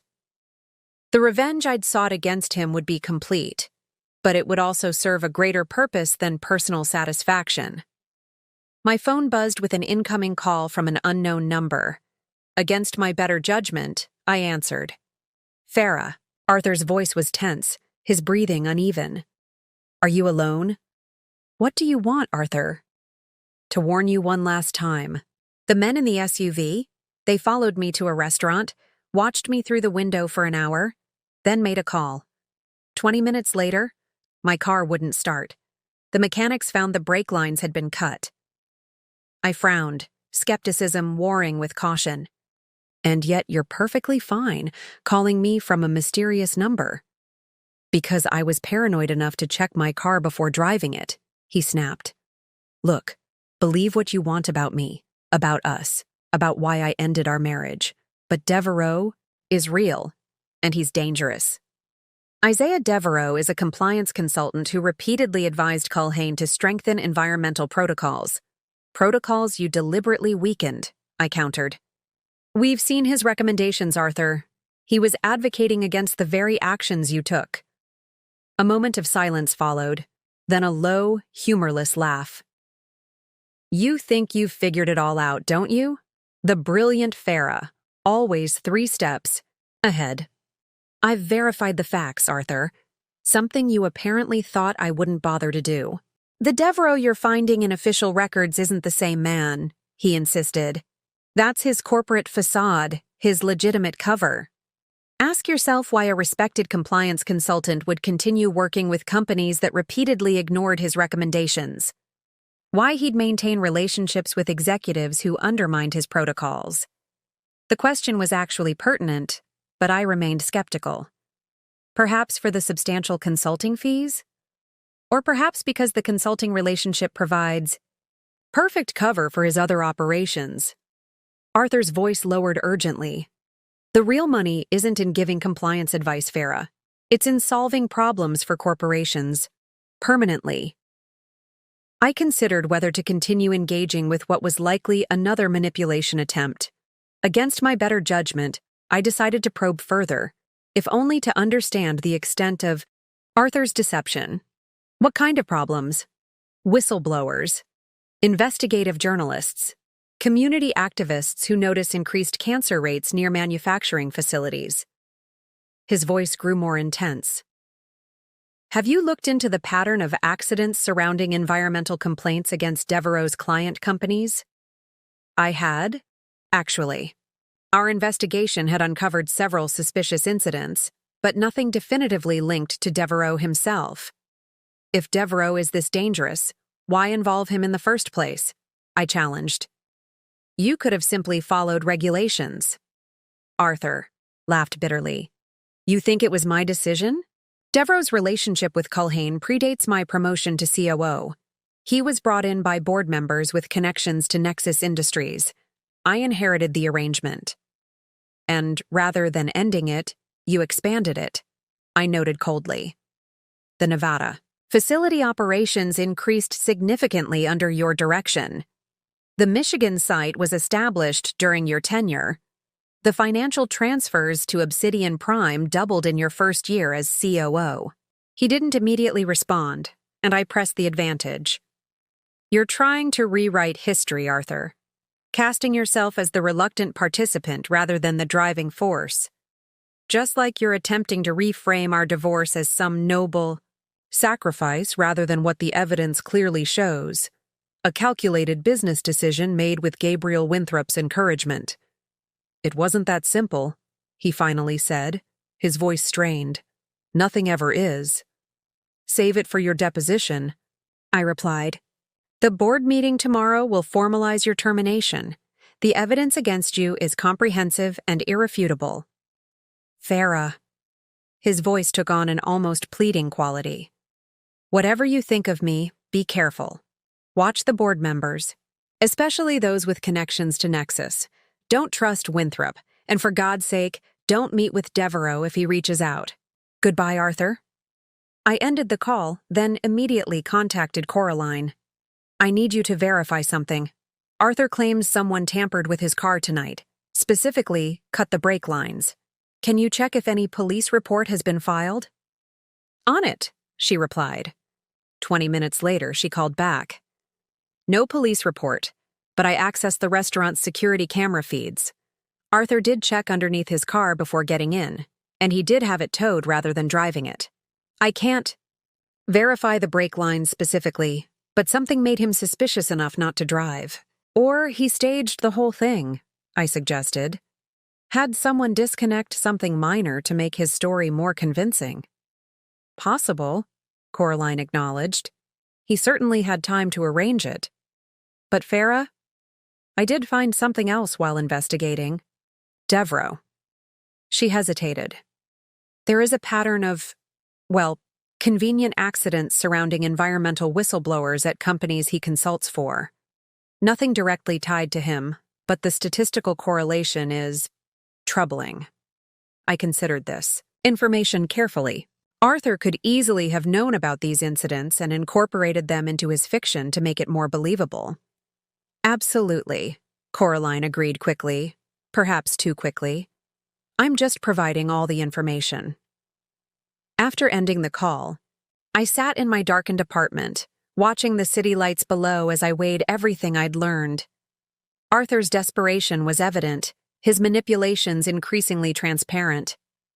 Yet some small details, like checking his car before driving it, suggested either a genuine concern for his safety or an elaborate performance designed to convince me of his fabricated Devereaux conspiracy. The simplest explanation was usually the correct one. Arthur was creating distractions to avoid responsibility for his actions. The evidence against him was clear and damning. His attempts to shift blame to Devereaux, to reframe our divorce as protection rather than abandonment, to position himself as a reluctant participant rather than an active orchestrator, all pointed to a man frantically trying to escape consequences. Tomorrow's board meeting would formalize his termination and my permanent appointment as CEO. The environmental remediation would begin immediately, regardless of cost. Arthur's corporate empire would crumble, and my 3-year journey toward professional vindication would reach its conclusion. As I prepared for bed, my phone buzzed one final time. A text from an unknown number, different from the one Arthur had called from earlier. Storage Unit 447, Blue Mountain Facility. Security code 0517. What you need is inside. Trust no one, not even the board. I stared at the message, weighing whether this was one last desperate attempt at manipulation or something else entirely. Either way, I had no intention of walking into what could easily be a trap. Whatever game Arthur was playing, I wouldn't be drawn into it. I set my phone aside and reviewed my notes for tomorrow's board meeting. In less than 12 hours, Arthur Mitchell would officially lose everything he valued: his position, his reputation, his carefully constructed facade of corporate respectability. The man who had once dismissed me with a text message would learn that underestimating me had been the most costly mistake of his life. The satisfaction of that knowledge carried me into sleep, despite Arthur's warnings and the lingering questions about what might be hidden in Storage Unit 447.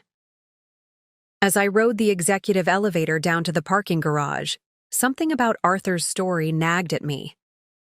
The convenient timing, the elaborate tale of protection, the sudden vulnerability from a man who had never once admitted fault during 15 years of marriage.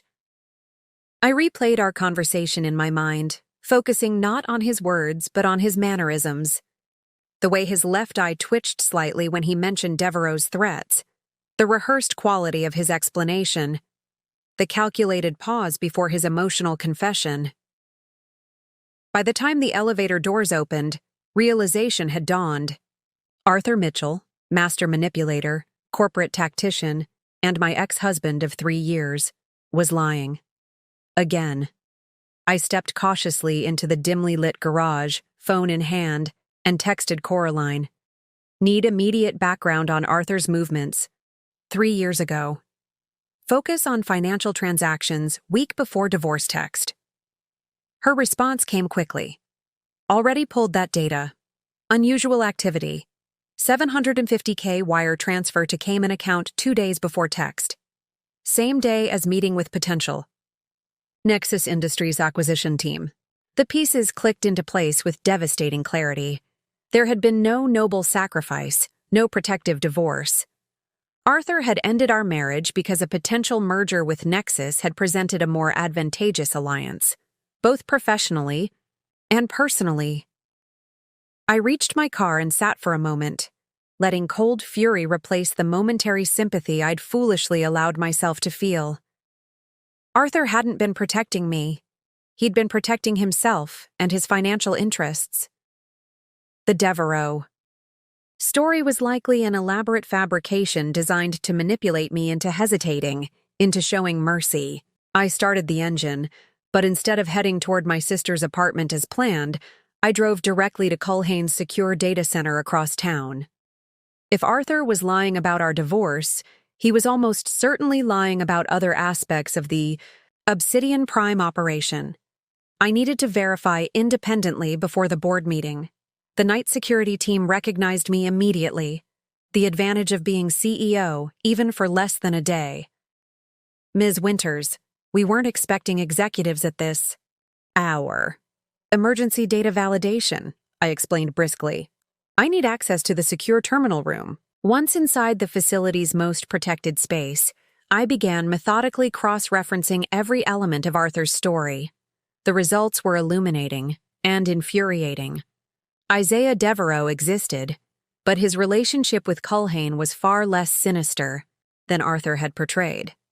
He was indeed a consultant specializing in regulatory compliance, but the records showed he had actually advocated for more rigorous environmental protocols, not fewer. His recommendations had been systematically ignored or altered after submission, with Arthur's signature on each revision. The Nevada facility was real, but its environmental issues stemmed from policies implemented before Devereaux's involvement. The satellite images showing contamination were from 2 years ago. Current imagery showed remediation efforts underway. Efforts Arthur had apparently concealed from me. Most damning was an email chain I discovered between Arthur and Gabriel Winthrop, dated 3 years and 1 month ago. Marriage situation becoming complicated. F asking too many questions about new acquisition strategies. Need clean break before Nexus deal. Will handle personal situation after Munich conference. Winthrop's response had been equally cold. Personal entanglements create liability. Clean break advised. Nexus board requires clear leadership hierarchy, without domestic complications. Your decision, but recommendation is definitive separation. The Munich conference had been the same week my mother died. The week Arthur had ended our marriage with a text message rather than face me in person. Not for protection, but for corporate advancement and personal gain. By 1 a.m., I had compiled irrefutable evidence of Arthur's actual corruption, not the elaborate conspiracy he'd described, but something far more personal and insidious. He had sacrificed our marriage for a business deal, then spent 3 years orchestrating financial fraud for his own enrichment. The environmental issues were real, but largely of his creation, not Devereaux's.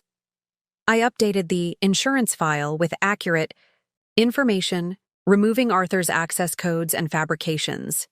This was no longer our shared protection. It was my evidence against him. As dawn approached, I made my way to Culhane headquarters for the 7 a.m. board meeting, arriving deliberately early to prepare the conference room. Arthur would be expecting a united front based on our conversation. He would find something very different. The board members filed in shortly before 7, their expressions a mixture of concern and curiosity. Samantha took her seat beside me, leaning close to whisper, "Are you all right? You look like you haven't slept." "I haven't," I confirmed. "But I've never been more clear-headed."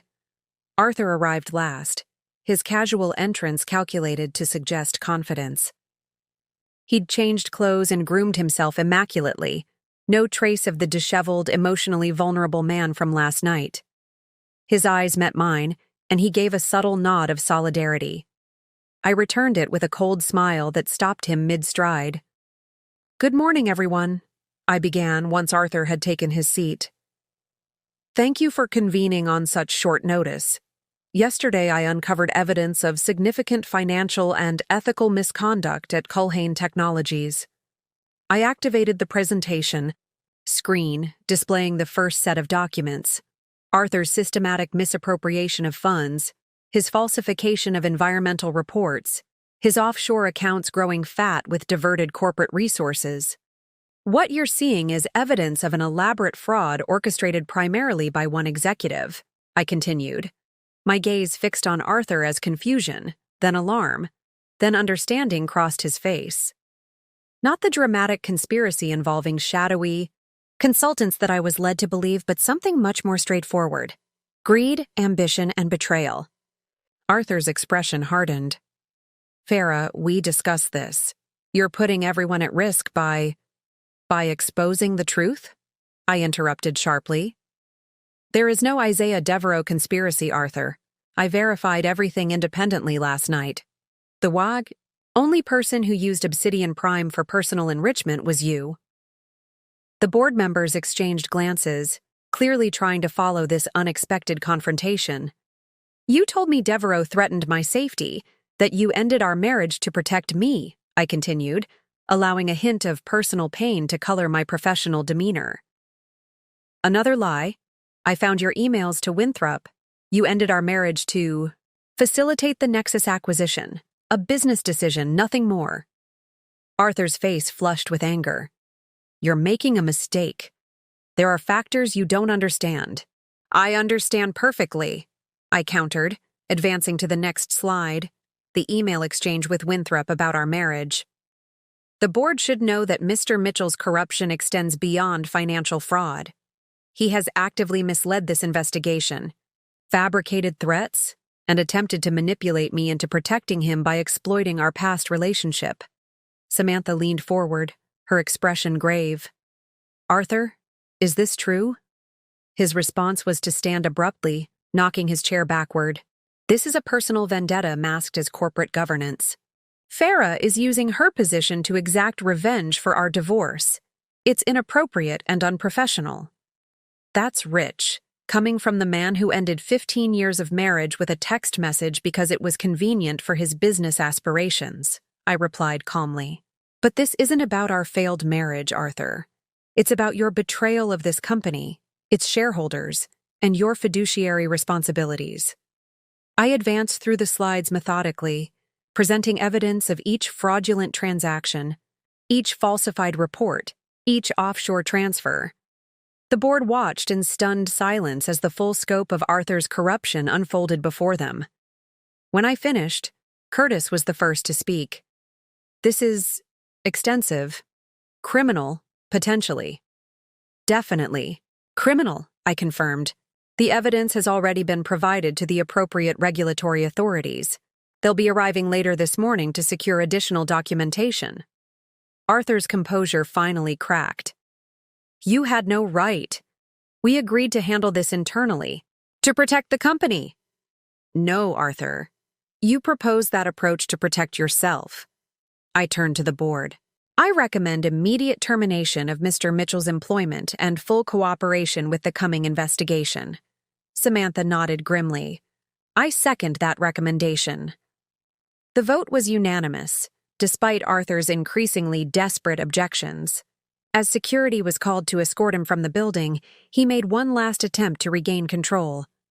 Farah, listen to me, he pleaded, his voice dropping to an urgent whisper as the others consulted legal counsel about next steps. There are things you don't know, dangers you don't understand. Let me explain. You've explained enough, I cut him off coldly. 15 years of marriage ended with a text message while I stood at my mother's graveside. No discussion, no closure, no honesty. Just business as usual for Arthur Mitchell.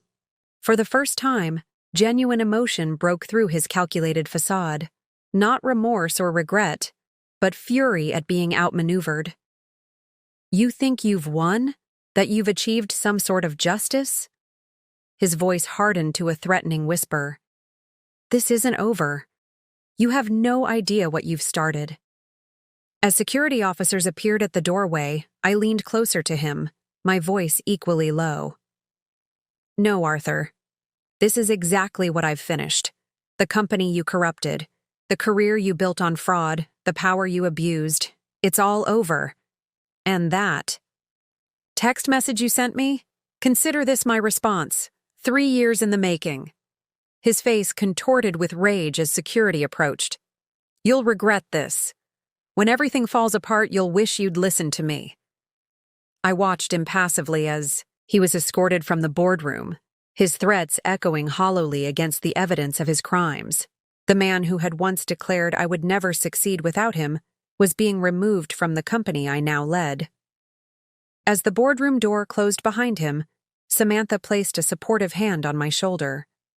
"Are you all right?"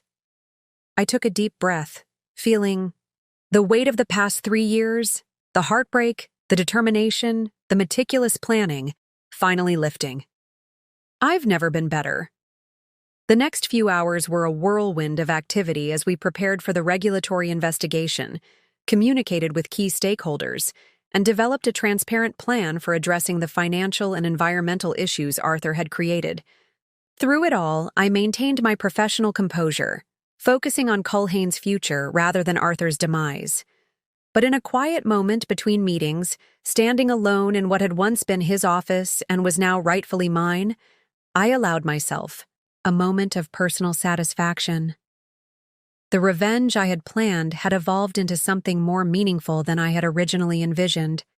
Not just professional vindication, but genuine justice. The security alert from my phone interrupted my reflection.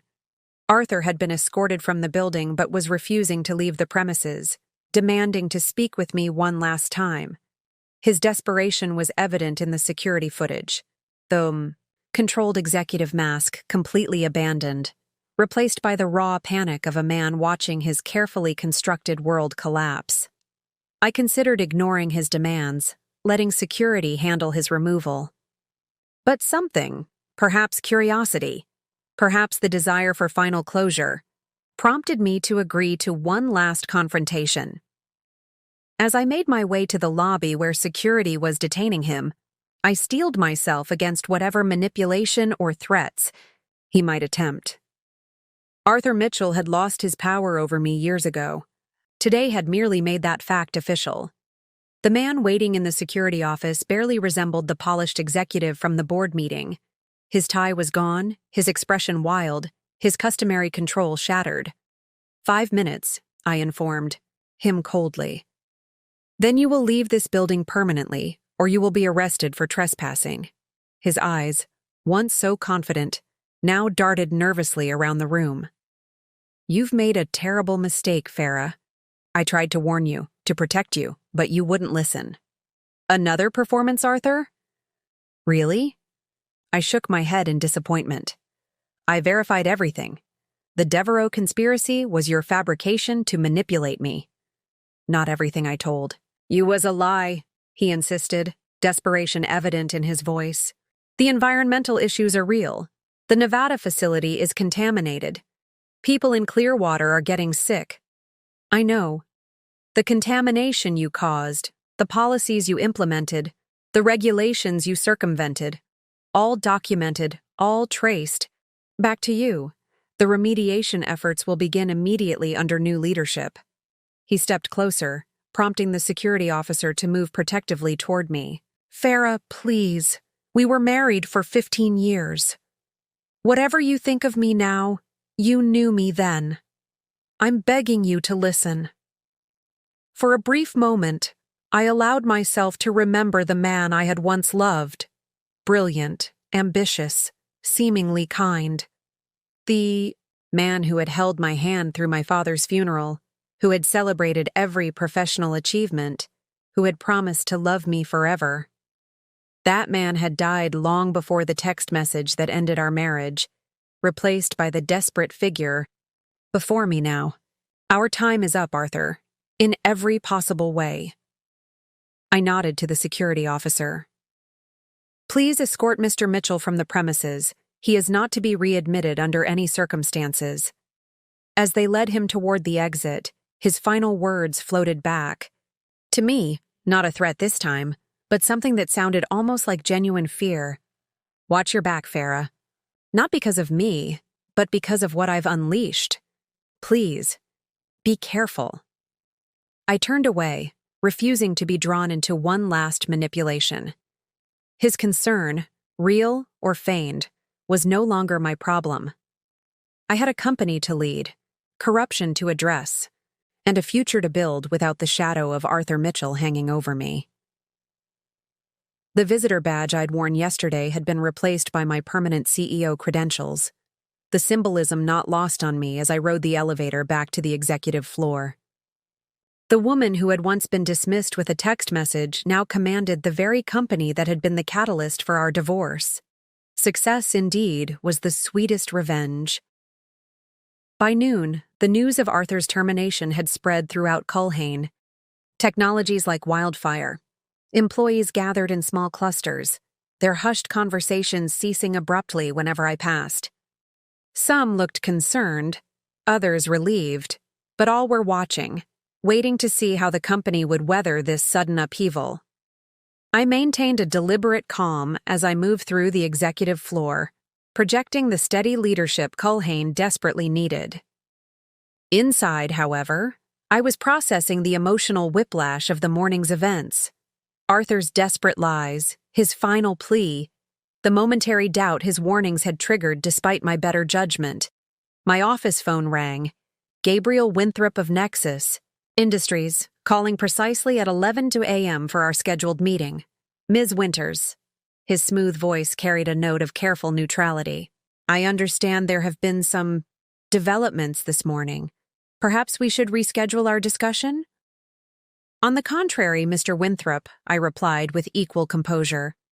I believe our meeting is more important than ever, though I should mention it will now include representatives from the SEC and the Environmental Protection Agency. I took the liberty of inviting them to join us at 11:30. A weighted silence followed. I see. Two simple words that carried volumes of calculation. May I ask what prompted this expansion of our agenda? The security alert from my phone interrupted my reflection.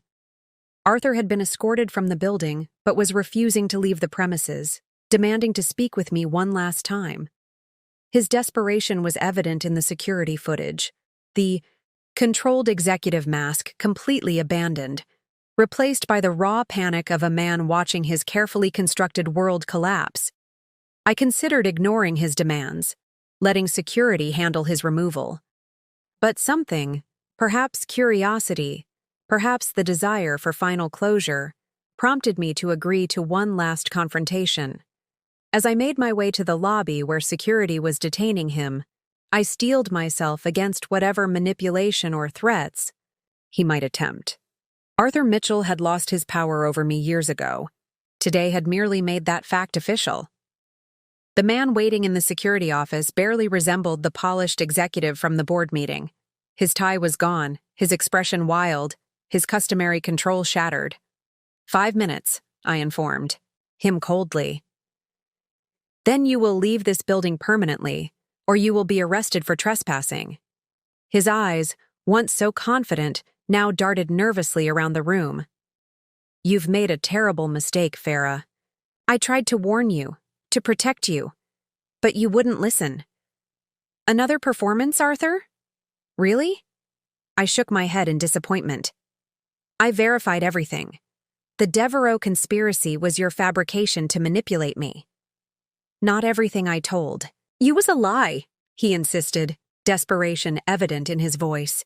The environmental issues are real. The Nevada facility is contaminated. People in Clearwater are getting sick. I know. The contamination you caused, the policies you implemented, the regulations you circumvented, all documented, all traced, back to you. The remediation efforts will begin immediately under new leadership. He stepped closer, prompting the security officer to move protectively toward me. Farah, please. We were married for 15 years. Whatever you think of me now, you knew me then. I'm begging you to listen. For a brief moment, I allowed myself to remember the man I had once loved. Brilliant, ambitious, seemingly kind. The man who had held my hand through my father's funeral, who had celebrated every professional achievement, who had promised to love me forever. That man had died long before the text message that ended our marriage, replaced by the desperate figure before me now. Our time is up, Arthur, in every possible way. I nodded to the security officer. Please escort Mr. Mitchell from the premises. He is not to be readmitted under any circumstances. As they led him toward the exit, his final words floated back. To me, not a threat this time, but something that sounded almost like genuine fear. Watch your back, Farah. Not because of me, but because of what I've unleashed. Please, be careful. I turned away, refusing to be drawn into one last manipulation. His concern, real or feigned, was no longer my problem. I had a company to lead, corruption to address, and a future to build without the shadow of Arthur Mitchell hanging over me. The visitor badge I'd worn yesterday had been replaced by my permanent CEO credentials, the symbolism not lost on me as I rode the elevator back to the executive floor. The woman who had once been dismissed with a text message now commanded the very company that had been the catalyst for our divorce. Success, indeed, was the sweetest revenge. By noon, the news of Arthur's termination had spread throughout Culhane. Technologies like wildfire. Employees gathered in small clusters, their hushed conversations ceasing abruptly whenever I passed. Some looked concerned, others relieved, but all were watching, waiting to see how the company would weather this sudden upheaval. I maintained a deliberate calm as I moved through the executive floor, projecting the steady leadership Culhane desperately needed. Inside, however, I was processing the emotional whiplash of the morning's events. Arthur's desperate lies, his final plea, the momentary doubt his warnings had triggered despite my better judgment. My office phone rang. Gabriel Winthrop of Nexus Industries calling precisely at 11:00 a.m. for our scheduled meeting. Ms. Winters. His smooth voice carried a note of careful neutrality. I understand there have been some developments this morning. Perhaps we should reschedule our discussion. On the contrary, Mr. Winthrop, I replied with equal composure. I believe our meeting is more important than ever, though I should mention it will now include representatives from the SEC and the Environmental Protection Agency. I took the liberty of inviting them to join us at 11:30. A weighted silence followed. I see. Two simple words that carried volumes of calculation. May I ask what prompted this expansion of our agenda? Transparency, Mr. Winthrop, something Culhane Technologies is now committed to in all its partnerships. I have some very specific questions about the special arrangements you mentioned yesterday. Another pause, longer this time. Perhaps we should have this conversation privately first. I could come by your office immediately. I prefer to have all stakeholders present for our discussion. I countered smoothly. The regulators are particularly interested in Nexus Industries' relationship with certain Culhane operations. Ms. Winters. His tone shifted subtly, hardening at the edges. Before we proceed with this expanded meeting, I feel obligated to remind you that Nexus represents nearly 30% of Culhane's annual revenue. Decisions made today could have far-reaching consequences for your company's financial stability. The threat was barely veiled, but I had anticipated it. I'm well aware of our company's interdependence, Mr. Winthrop. I'm equally aware of the emails you exchanged with Arthur Mitchell regarding the dissolution of his marriage to facilitate your acquisition plans. 3 years ago. This time, the silence stretched so long I thought he might have hung up. When he finally spoke, his voice had lost its polished veneer. You're making a serious miscalculation. No, you made the miscalculation when you advised Arthur to end our marriage for business reasons. Consider our 11:30 meeting your opportunity to mitigate the consequences of that error in judgment. I look forward to seeing you then. I ended the call before he could respond, then immediately dialed Samantha. Winthrop's been warned.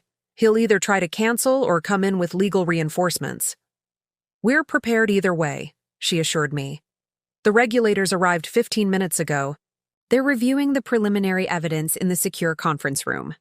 And Arthur? Security confirms he left the premises, but he's made several attempts to contact board members directly. No one has engaged. I nodded, though she couldn't see it. Have Curtis prepare termination paperwork for anyone else implicated in this fraud. No exceptions, no matter how senior. The next hour passed in a blur of preparation.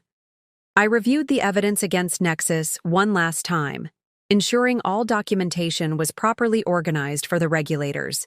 If Winthrop was as deeply involved, as Arthur's files suggested, today would mark the beginning of a significant corporate unraveling. At precisely 11:25 a.m., Amanda appeared at my door. Mr. Winthrop has arrived. He's brought Nexus's chief legal officer and someone he introduced as their head of special projects. Thank you. Please show them to conference room A. I'll join shortly. I took a moment to center myself, acknowledging the magnitude of what was about to happen.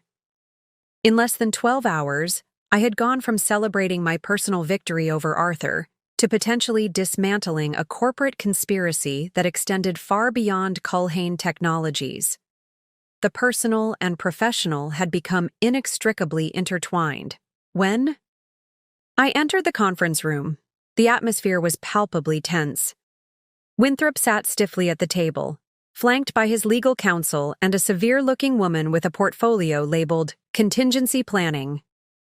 Across from them sat two SEC investigators and an EPA official, their expressions professionally neutral, but their attention sharply focused. Samantha and Curtis had positioned themselves strategically near the door, a subtle security measure we had agreed upon earlier. Thank you all for coming, I began, taking my seat at the head of the table. As CEO of Culhane Technologies, I've called this meeting to address certain business practices that have recently come to light. Practices that involve both our company and Nexus Industries. Before we proceed, Winthrop's legal counsel interjected, we need to clarify that Nexus Industries has no knowledge of or involvement in any potentially improper actions by former Culhane executive Arthur Mitchell. I smiled thinly. That's an interesting opening position, considering I haven't yet specified what those actions were.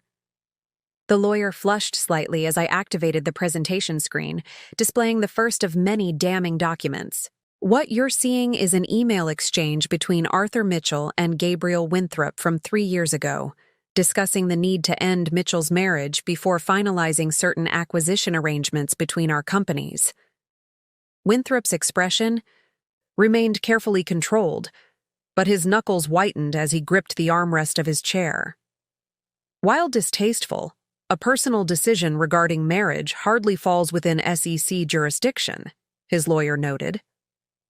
You're absolutely right, I agreed, advancing to the next slide. However, the financial transactions that followed certainly do. These transfers, totaling over $120 million, moved through a triangular structure involving Culhane Technologies, Nexus Industries, and a shell company called Obsidian Prime. The SEC investigators leaned forward, their interest visibly piqued. The purpose of these transfers, I continued, was to conceal environmental compliance costs associated with manufacturing processes at both Culhane and Nexus facilities. Rather than properly disposing of hazardous materials through regulated channels, both companies diverted these materials to unauthorized facilities, primarily in Nevada, Michigan, and Arizona. I turned to the EPA representative. The environmental impact documentation is included in your briefing package, including satellite imagery of the Nevada site showing significant contamination of surrounding soil and potential groundwater effects. For the next 30 minutes, I methodically presented evidence of the joint corporate malfeasance, financial fraud, environmental violations, and deliberate concealment from regulators and shareholders. Throughout my presentation, Winthrop's expression gradually transformed from controlled confidence to grim realization as the extent of the documented evidence became clear. When I finished, the senior SEC investigator spoke first. This is one of the most comprehensive cases of corporate fraud I've seen in 20 years with the Commission. We'll need to expand our investigation immediately to include Nexus Industries. Winthrop's lawyer attempted damage control. My client is prepared to cooperate fully, of course. If improper activities occurred, they were without the knowledge or approval of senior leadership. Save it. I interrupted, sliding a final document across the table. Email from Gabriel Winthrop to Arthur Mitchell, dated 18 months ago. Disposal cost savings exceeding projections. Board pleased with arrangement. Maintain current protocols and expand to Michigan operation when ready. Hardly sounds like an uninvolved executive, does it? Winthrop finally broke his silence. You have no idea what you've done, Farah. This goes beyond corporate politics or your personal vendetta against Arthur. My actions aren't driven by vendetta, Gabriel, but by legal and ethical responsibility. Something you and Arthur apparently discarded along with my marriage. His expression darkened. Your self-righteousness is both naive and dangerous. There are factors at play you don't understand. Another threat? Arthur tried the same approach this morning. It didn't work then either. The EPA representative cleared his throat. In light of the evidence presented, we'll need to secure all relevant records immediately and initiate testing at the affected sites. Nexus Industries will be receiving formal notices of investigation by the end of day. As the meeting concluded and the various parties gathered their materials, Winthrop made one last attempt to regain control of the situation. He approached me directly, speaking low enough that only I could hear. Do you think this ends with Arthur? With me? There are board members at both our companies who authorize these arrangements. People with political connections, with resources you can't imagine. His voice dropped further. Arthur was trying to warn you, not manipulate you. Some lines, once crossed, can't be uncrossed. I met his gaze steadily. Is that supposed to frighten me into silence? It's too late for that, Gabriel. The evidence has been secured, distributed to multiple agencies, and backed up in locations you'll never access. Whatever consequences come, they're inevitable now. Something like genuine concern flickered in his eyes. Then I hope you've prepared for them, Farah. Because they're coming, whether you believe me or not. As he was escorted from the conference room, I remained outwardly composed, but his words had struck an unsettling chord.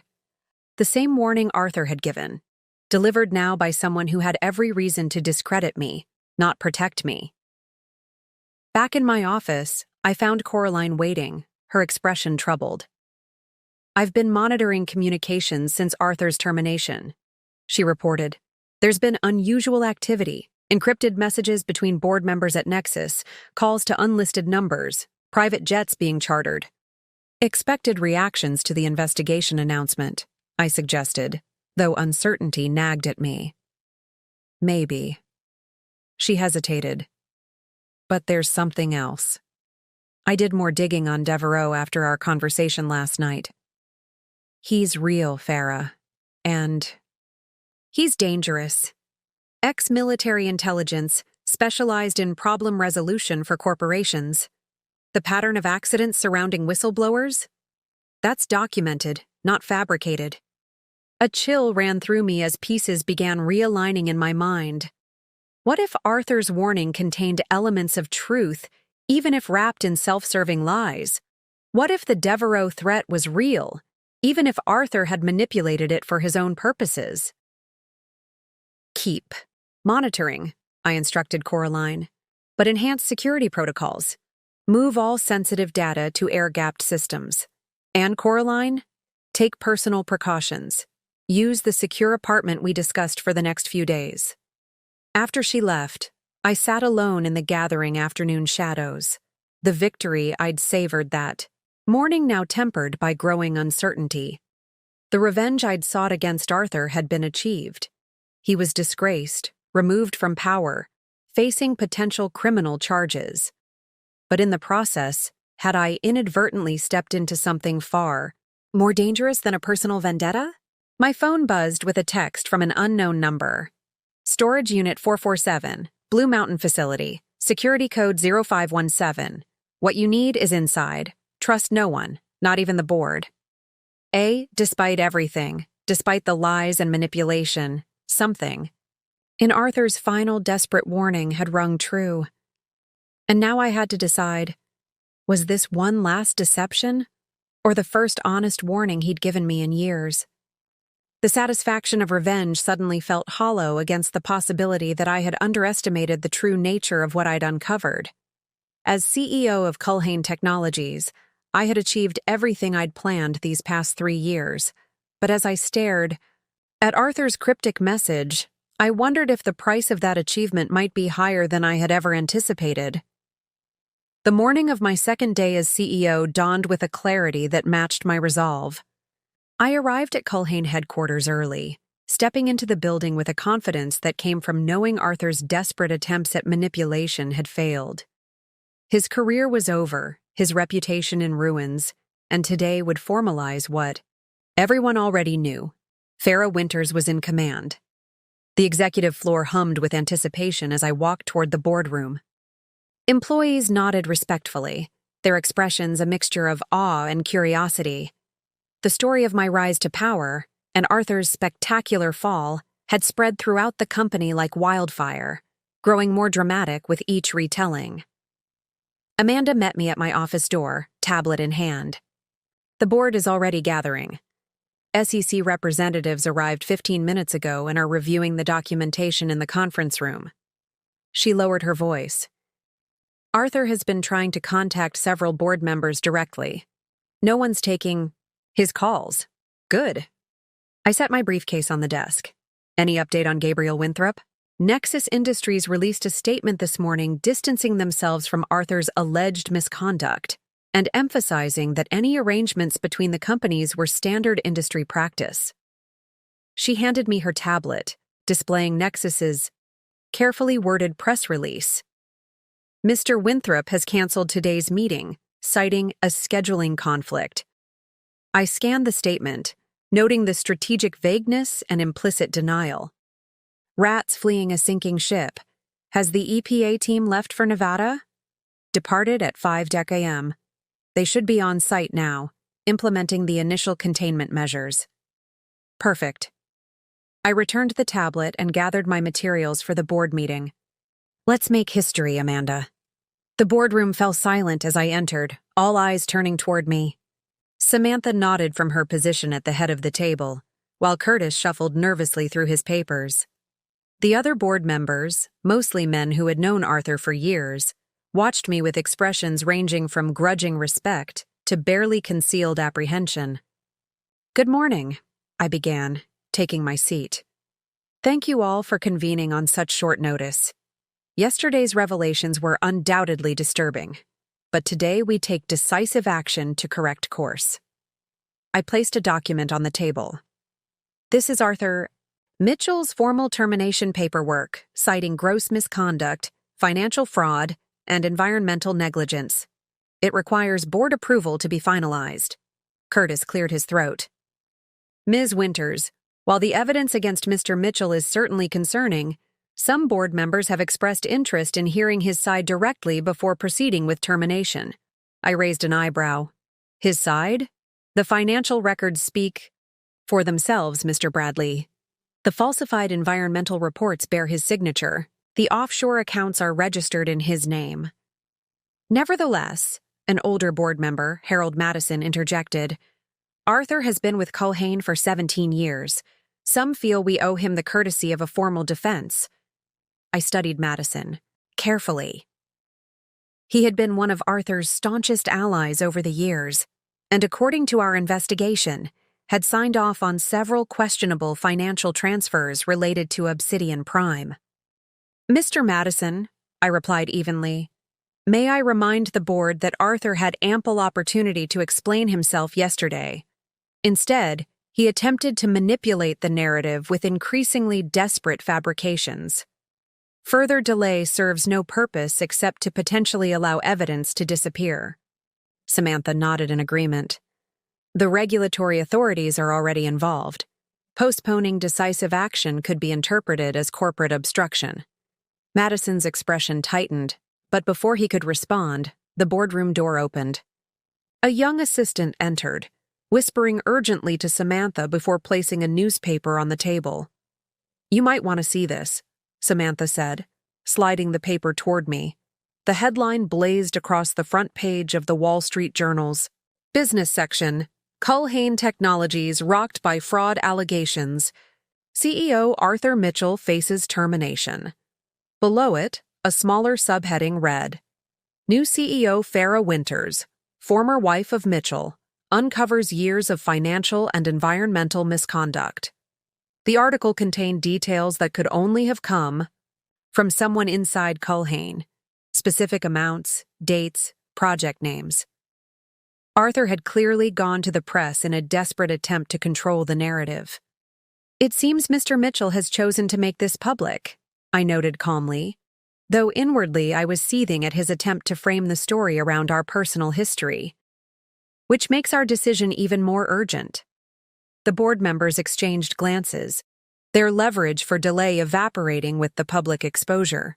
Even Madison seemed to recognize the futility of further resistance. I move to approve the termination, Samantha stated firmly. Seconded, another board member quickly added. Tatuad. Vote was taken. 9 in favor, 1 abstention, Madison, 0 opposed. Arthur Mitchell was officially terminated as an employee of Culhane Technologies, effective immediately. Now, I continued, to address the environmental situation.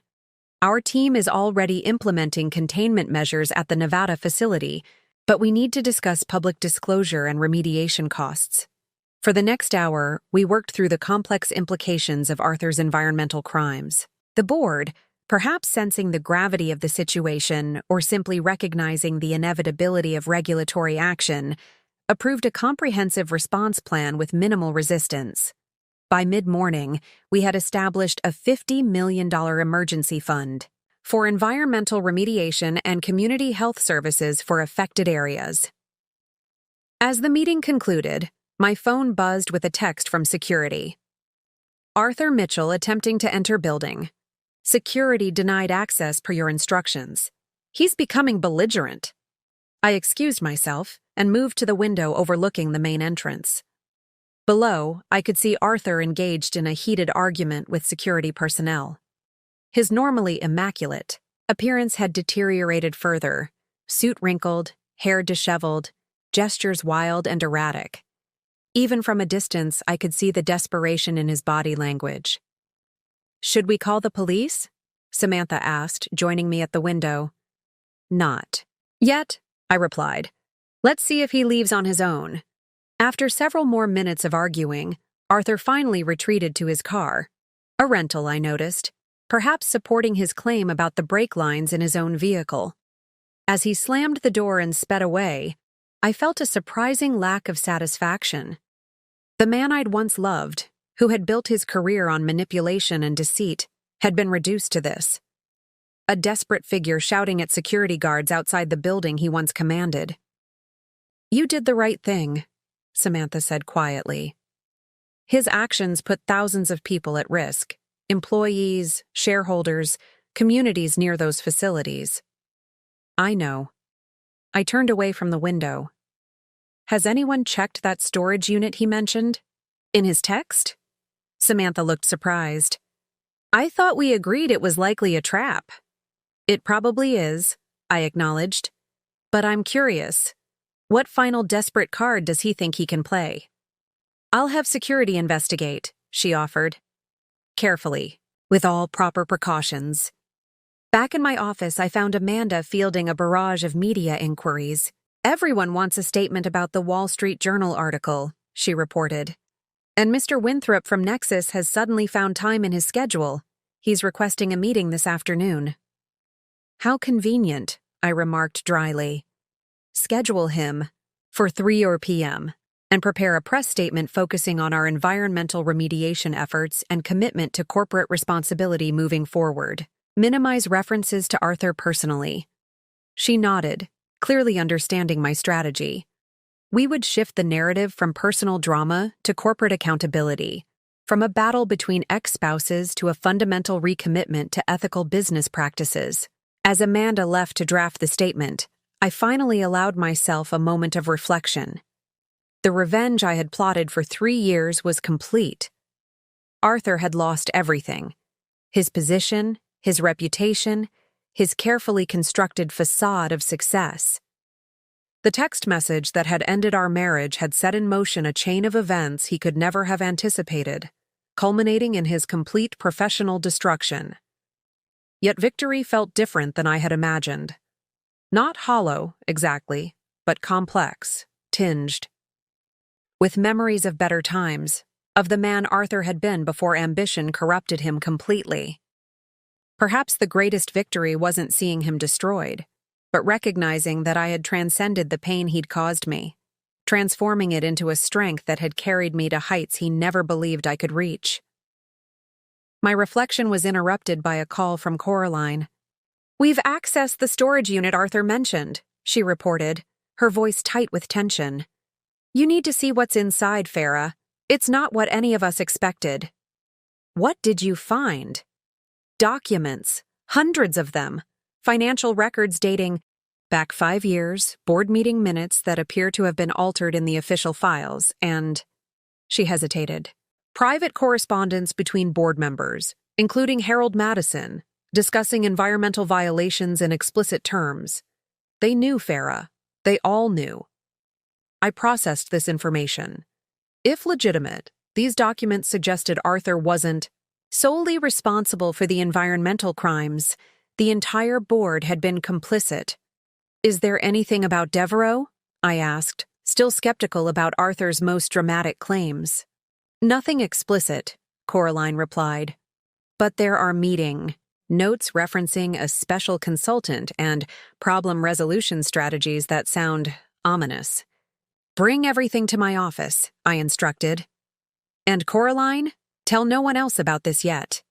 After ending the call, I stood by the window, watching the city below as I contemplated this new development. Arthur's final message might have contained some truth after all.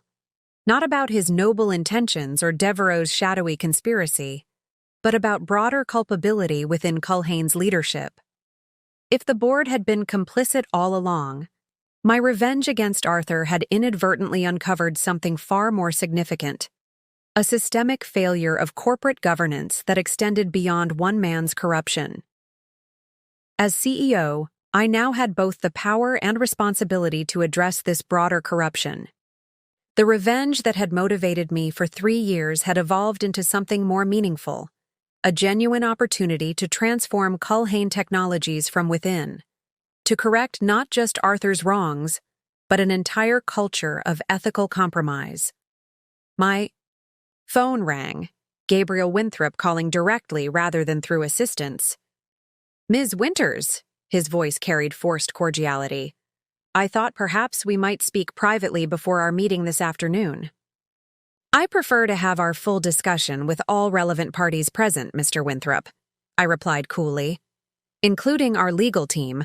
A brief pause. "I think you'll find that approach unnecessarily adversarial. We've been partners for many years." "Partners in what, exactly?" I challenged.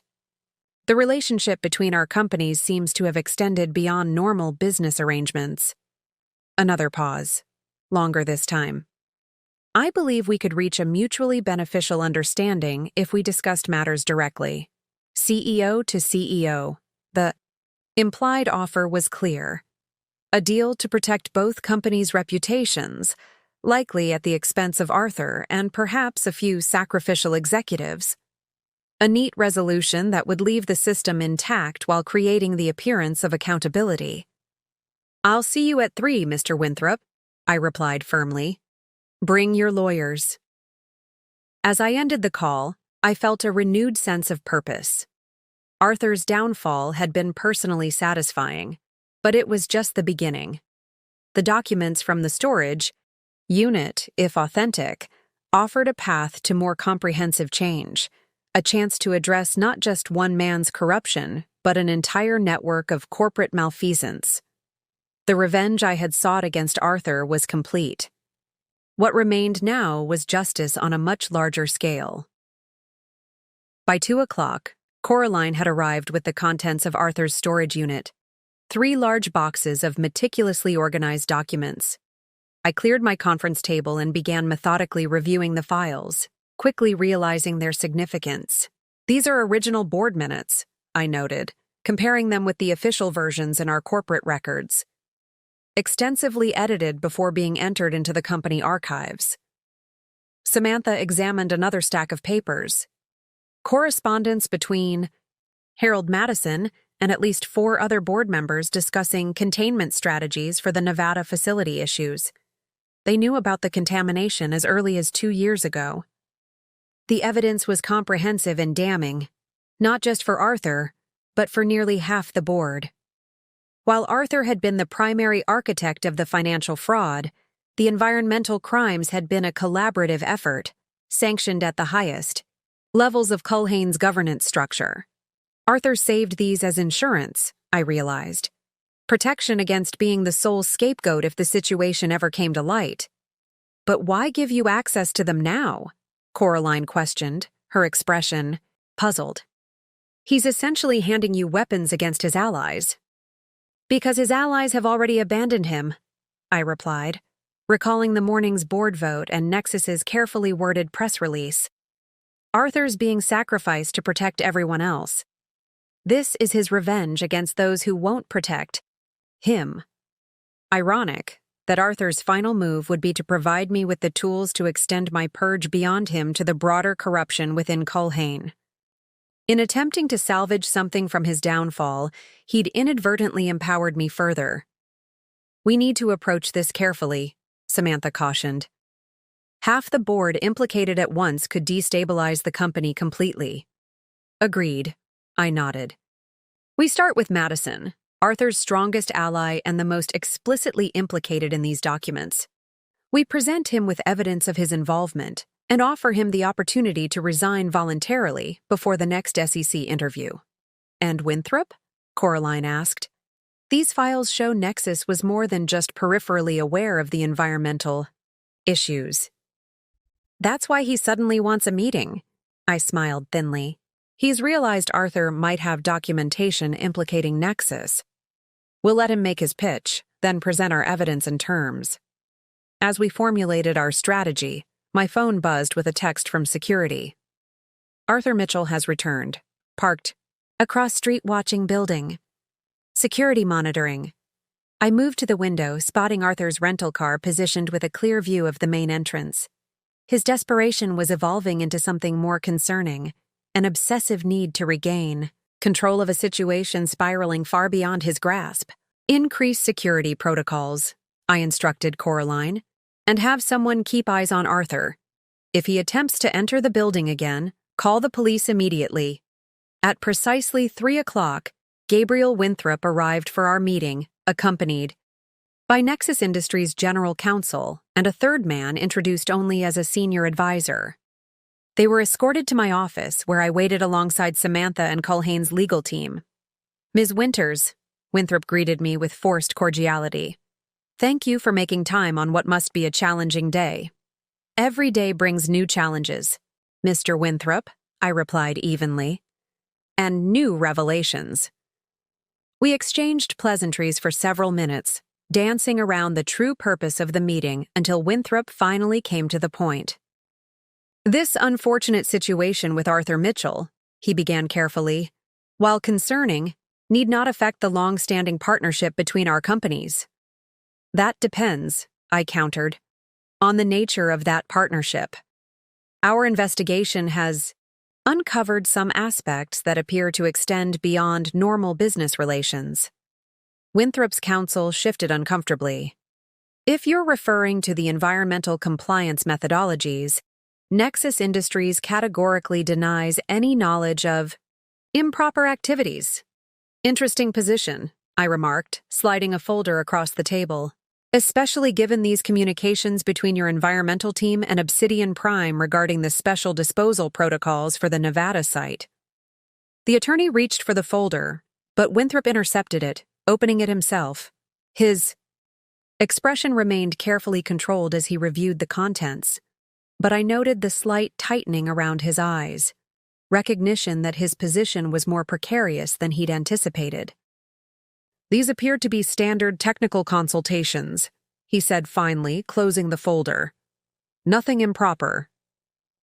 Page 4 references explicitly bypassing EPA monitoring requirements, I pointed out. Page 7 discusses alternate chemical classifications.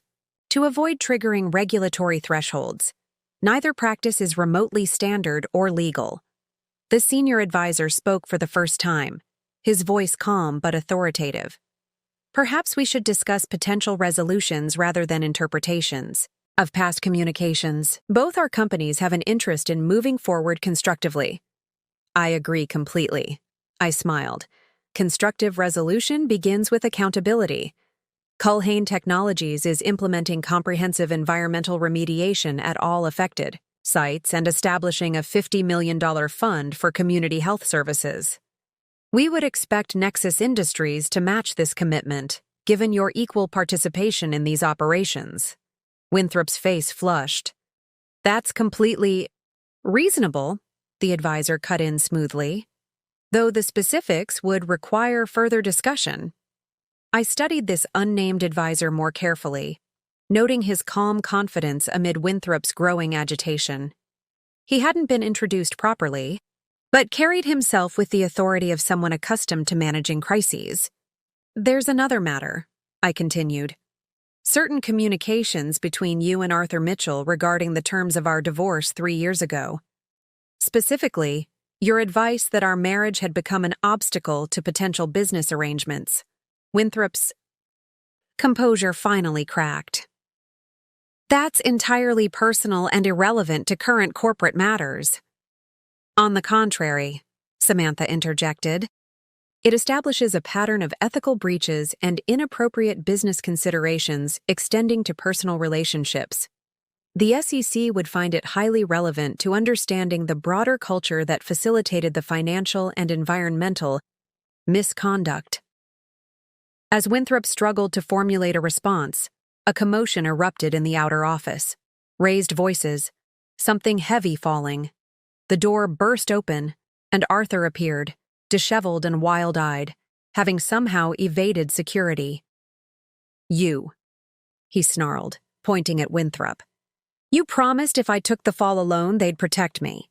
Now the SEC is freezing my accounts and no one's returning my calls. Security personnel appeared behind him, grabbing his arms, but the damage was done. The naked desperation and explicit acknowledgement of a coordinated cover-up hung in the air, impossible to ignore or explain away. Winthrop sat frozen, his careful facade of ignorance shattered by Arthur's unplanned interruption. The unnamed advisor's expression had darkened, his calculating gaze shifting between Arthur and me as security dragged my ex-husband from the room. I believe this meeting is concluded, I stated calmly into the stunned silence that followed. Our legal team will be in touch with terms for Nexus Industries' participation in the remediation efforts. I suggest you consider them carefully, given what we've just witnessed.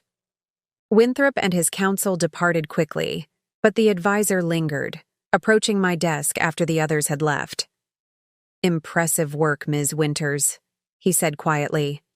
Not many could have orchestrated such a comprehensive unraveling in just 2 days. I didn't orchestrate Arthur's appearance just now, I replied honestly. Though it certainly clarified matters. Indeed. He placed his business card on my desk. When the dust settles, I'd be interested in discussing Culhane's future direction. My associates and I specialize in helping companies navigate transitions. I glanced at the card. It bore only a name, Isaiah Devereaux, and a phone number. You're not what Arthur described, I observed, keeping my expression neutral despite my surprise. Few things are, he replied with a thin smile, including Arthur Mitchell. Good day, Ms. Winters. After he departed, I sat in momentary silence, processing this unexpected development. Arthur's description of Devereaux as some shadowy criminal mastermind had been yet another manipulation, a distortion of a real person into a convenient villain for his narrative. That was Devereaux, Samantha? Asked incredulously after I explained. The supposed criminal mastermind from Arthur's story? Another of Arthur's exaggerations, I confirmed. Though not a complete fabrication. Based on his demeanor, Devereaux is clearly someone accustomed to managing corporate crises behind the scenes. "What do we do about Arthur?" she asked. "That outburst won't be his last. He's unraveling completely." I considered our options. Arthur's increasingly erratic behavior posed a liability to both himself and Culhane. Despite everything, I couldn't help feeling a twinge of unwanted sympathy for the man whose life was imploding so spectacularly. Have security escort him off the premises, I decided, but arrange for someone to drive him home. In his current state, he shouldn't be behind the wheel. As the afternoon progressed, news of Arthur's outburst spread throughout the company, cementing the narrative of his downfall. The man who had once commanded respect through fear now inspired only pity and whispered speculation about his mental stability. By 5 o'clock, Harold Madison had requested a private meeting, clearly sensing his own precarious position after reviewing the afternoon's events.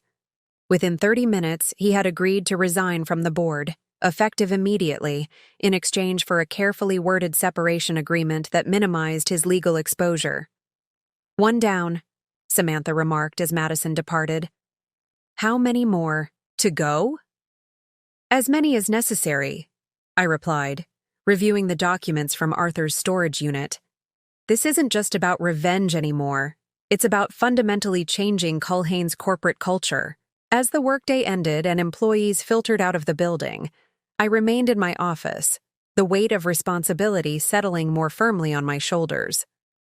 The revenge I had sought against Arthur was complete beyond my wildest expectations. He had lost everything: his position, his reputation, his dignity, even his allies. Yet my victory had expanded into something larger than personal vindication.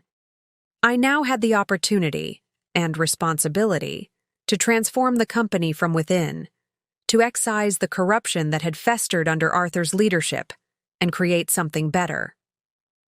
Perhaps that was the greatest revenge of all, not just destroying what Arthur had built, but rebuilding it into something he could never have achieved. A company defined by integrity rather than deception, by accountability rather than evasion. As night fell over the city, I gathered my things and prepared to leave, physically exhausted, but mentally energized by the clarity of purpose that had emerged from the chaos of the past 2 days. Arthur's text message 3 years ago had been meant to end something. Instead, it had been the catalyst for an entirely new beginning, not just for me, but for Culhane Technologies itself. 6 months later, the autumn sunlight streamed through the floor-to-ceiling windows of my office, illuminating the space that had once been Arthur's sanctuary and was now unquestionably mine. The heavy mahogany furniture had been replaced with modern, sustainable materials. The imposing barriers that had once separated the CEO from other executives had been removed in favor of collaborative spaces and transparent glass walls. Symbolic changes, perhaps, but reflective of the deeper transformation that had swept through Culhane Technologies in the 6 months since Arthur's dramatic fall. "The final quarterly numbers, Ms. Winters," Amanda said, placing a folder on my desk. "The board meeting starts in 20 minutes. I reviewed the figures with satisfaction. Despite the initial financial hit from the environmental remediation, costs and regulatory fines, Culhane had rebounded remarkably. Our stock had not only stabilized, but begun climbing steadily as the market responded to our transparency initiatives and ethical restructuring. "Perfect timing," I noted, glancing at the magazine cover framed on my wall. Forbes' latest issue featuring my portrait under the headline, "Corporate Redemption: How Farrah Winters Transformed Culhane Technologies from Environmental Villain to Industry Leader." The article had detailed my journey from being dumped via text message after 15 years of marriage to becoming CEO and uncovering the corruption that had festered under Arthur's leadership. The writer had portrayed it as a personal redemption story that had evolved into corporate renaissance, which wasn't far from the truth. "The new board members have all arrived," Amanda informed me, including Dr. Eleanor Blackwood from the Environmental Advisory Committee. I nodded appreciatively. After removing 4 compromised board members, I had restructured Culhane's governance to include scientific expertise, ethical leadership specialists, and community representatives, voices that would have been dismissed as irrelevant under the old regime. As I gathered my materials for the board meeting, Coraline appeared at my door, tablet in hand. "You might want to see this before you head in." She handed me her device, displaying a news article from that morning. Former Culhane CEO Arthur Mitchell pleads guilty to financial fraud, environmental violations, faces up to 12 years in prison. The accompanying photo showed Arthur entering the courthouse, gaunt, gray, a shell of the commanding executive he had once been. His legal troubles had mounted rapidly after his dismissal from Culhane, as regulatory agencies discovered the full extent of his financial manipulations and environmental crimes. The plea deal represented the final collapse of Arthur's desperate attempts to shift blame or minimize his culpability. Several former board members had testified against him, eager to reduce their own exposure by painting Arthur as the primary architect of Culhane's corruption. "His sentencing is scheduled for next month," Coraline noted. "Prosecutors are pushing for the maximum." I studied the photo dispassionately, searching for any emotional response within myself. Satisfaction, vindication, even pity. Surprisingly, I felt nothing beyond a detached acknowledgement that justice was being served. The man who had once occupied so much space in my heart and mind had become almost irrelevant to my daily existence. "Thank you for the update," I said, returning the tablet. "Has there been any communication from Nexus Industries about the joint remediation project?" Their new CEO called this morning. "They've agreed to match our additional funding for the Clearwater Community Health Clinic." I smiled at this development. Gabriel Winthrop had been among the collateral damage of Culhane's cleansing, forced to resign as Nexus distanced itself from the scandal. His replacement, a woman with a background in sustainable business practices, had proven far more cooperative in addressing the environmental damage our companies had jointly caused. The board meeting proceeded smoothly, with unanimous approval for our expanded environmental initiatives and community investment projects. The new governance structure was functioning exactly as I had envisioned: collaborative, transparent, ethically grounded. Before we conclude, I addressed the board. I'd like to share some news from Clearwater, Nevada. The latest water testing shows significant improvement in groundwater quality. The remediation efforts are working more effectively than projected, and health officials are reporting decreases in respiratory complaints among residents. Dr. Blackwood nodded approvingly. "The comprehensive approach you implemented, combining immediate containment with long-term purification systems, is becoming a model for other corporate remediation projects. The EPA is considering standardizing your methodology." "It's not my methodology," I corrected gently. "It's the result of our environmental team working directly with community members to understand their needs and priorities. The most affected people have been central to designing the solution." As the meeting concluded and board members filtered out, Samantha lingered behind. In the months since Arthur's departure, she had become not just a professional ally, but a genuine friend, someone who understood the complexities of my journey from scorned wife to corporate leader.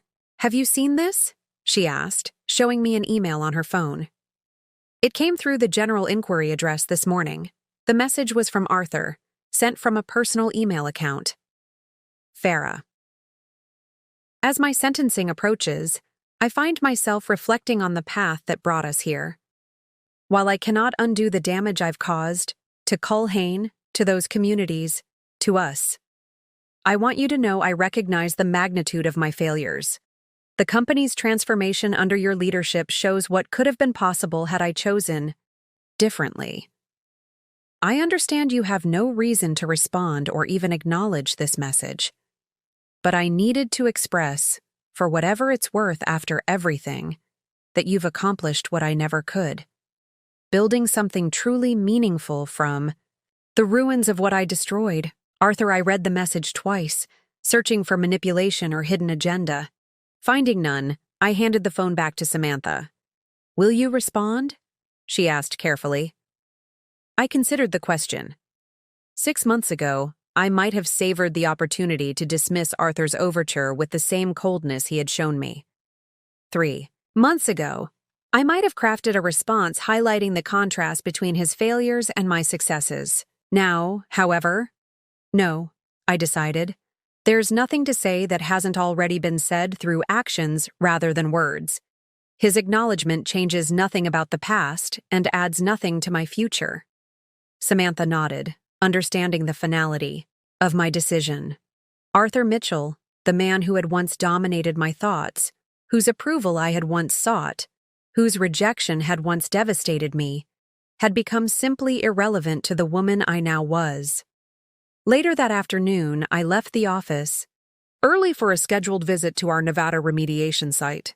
As the corporate helicopter approached Clearwater, I could see the transformation below. New medical facilities, water treatment systems, revitalized community spaces funded by our remediation program. Celia Hayes, our new environmental compliance director, pointed out various projects as we descended. The community garden on the eastern edge was the residents' idea. The soil there has been completely replaced and tested. They're already growing vegetables. We toured the facilities, meeting with community leaders and site engineers. The residents' initial suspicion had gradually transformed into cautious partnership as they witnessed Culhane's commitment to genuine remediation rather than superficial damage control. Ms. Winters, an elderly woman, approached as we completed our tour. "I wanted to thank you personally.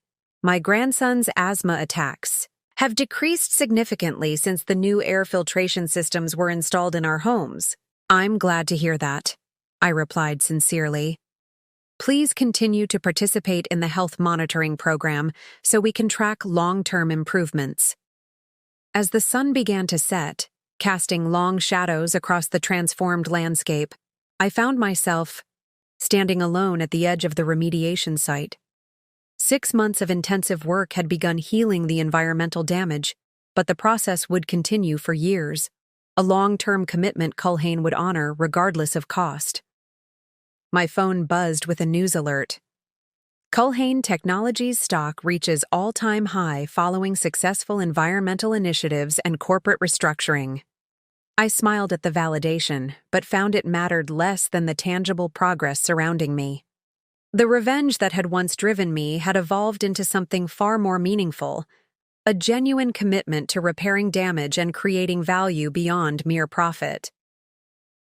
3 years ago, standing at my mother's graveside, I had received a text message that shattered 15 years of marriage in 14 words.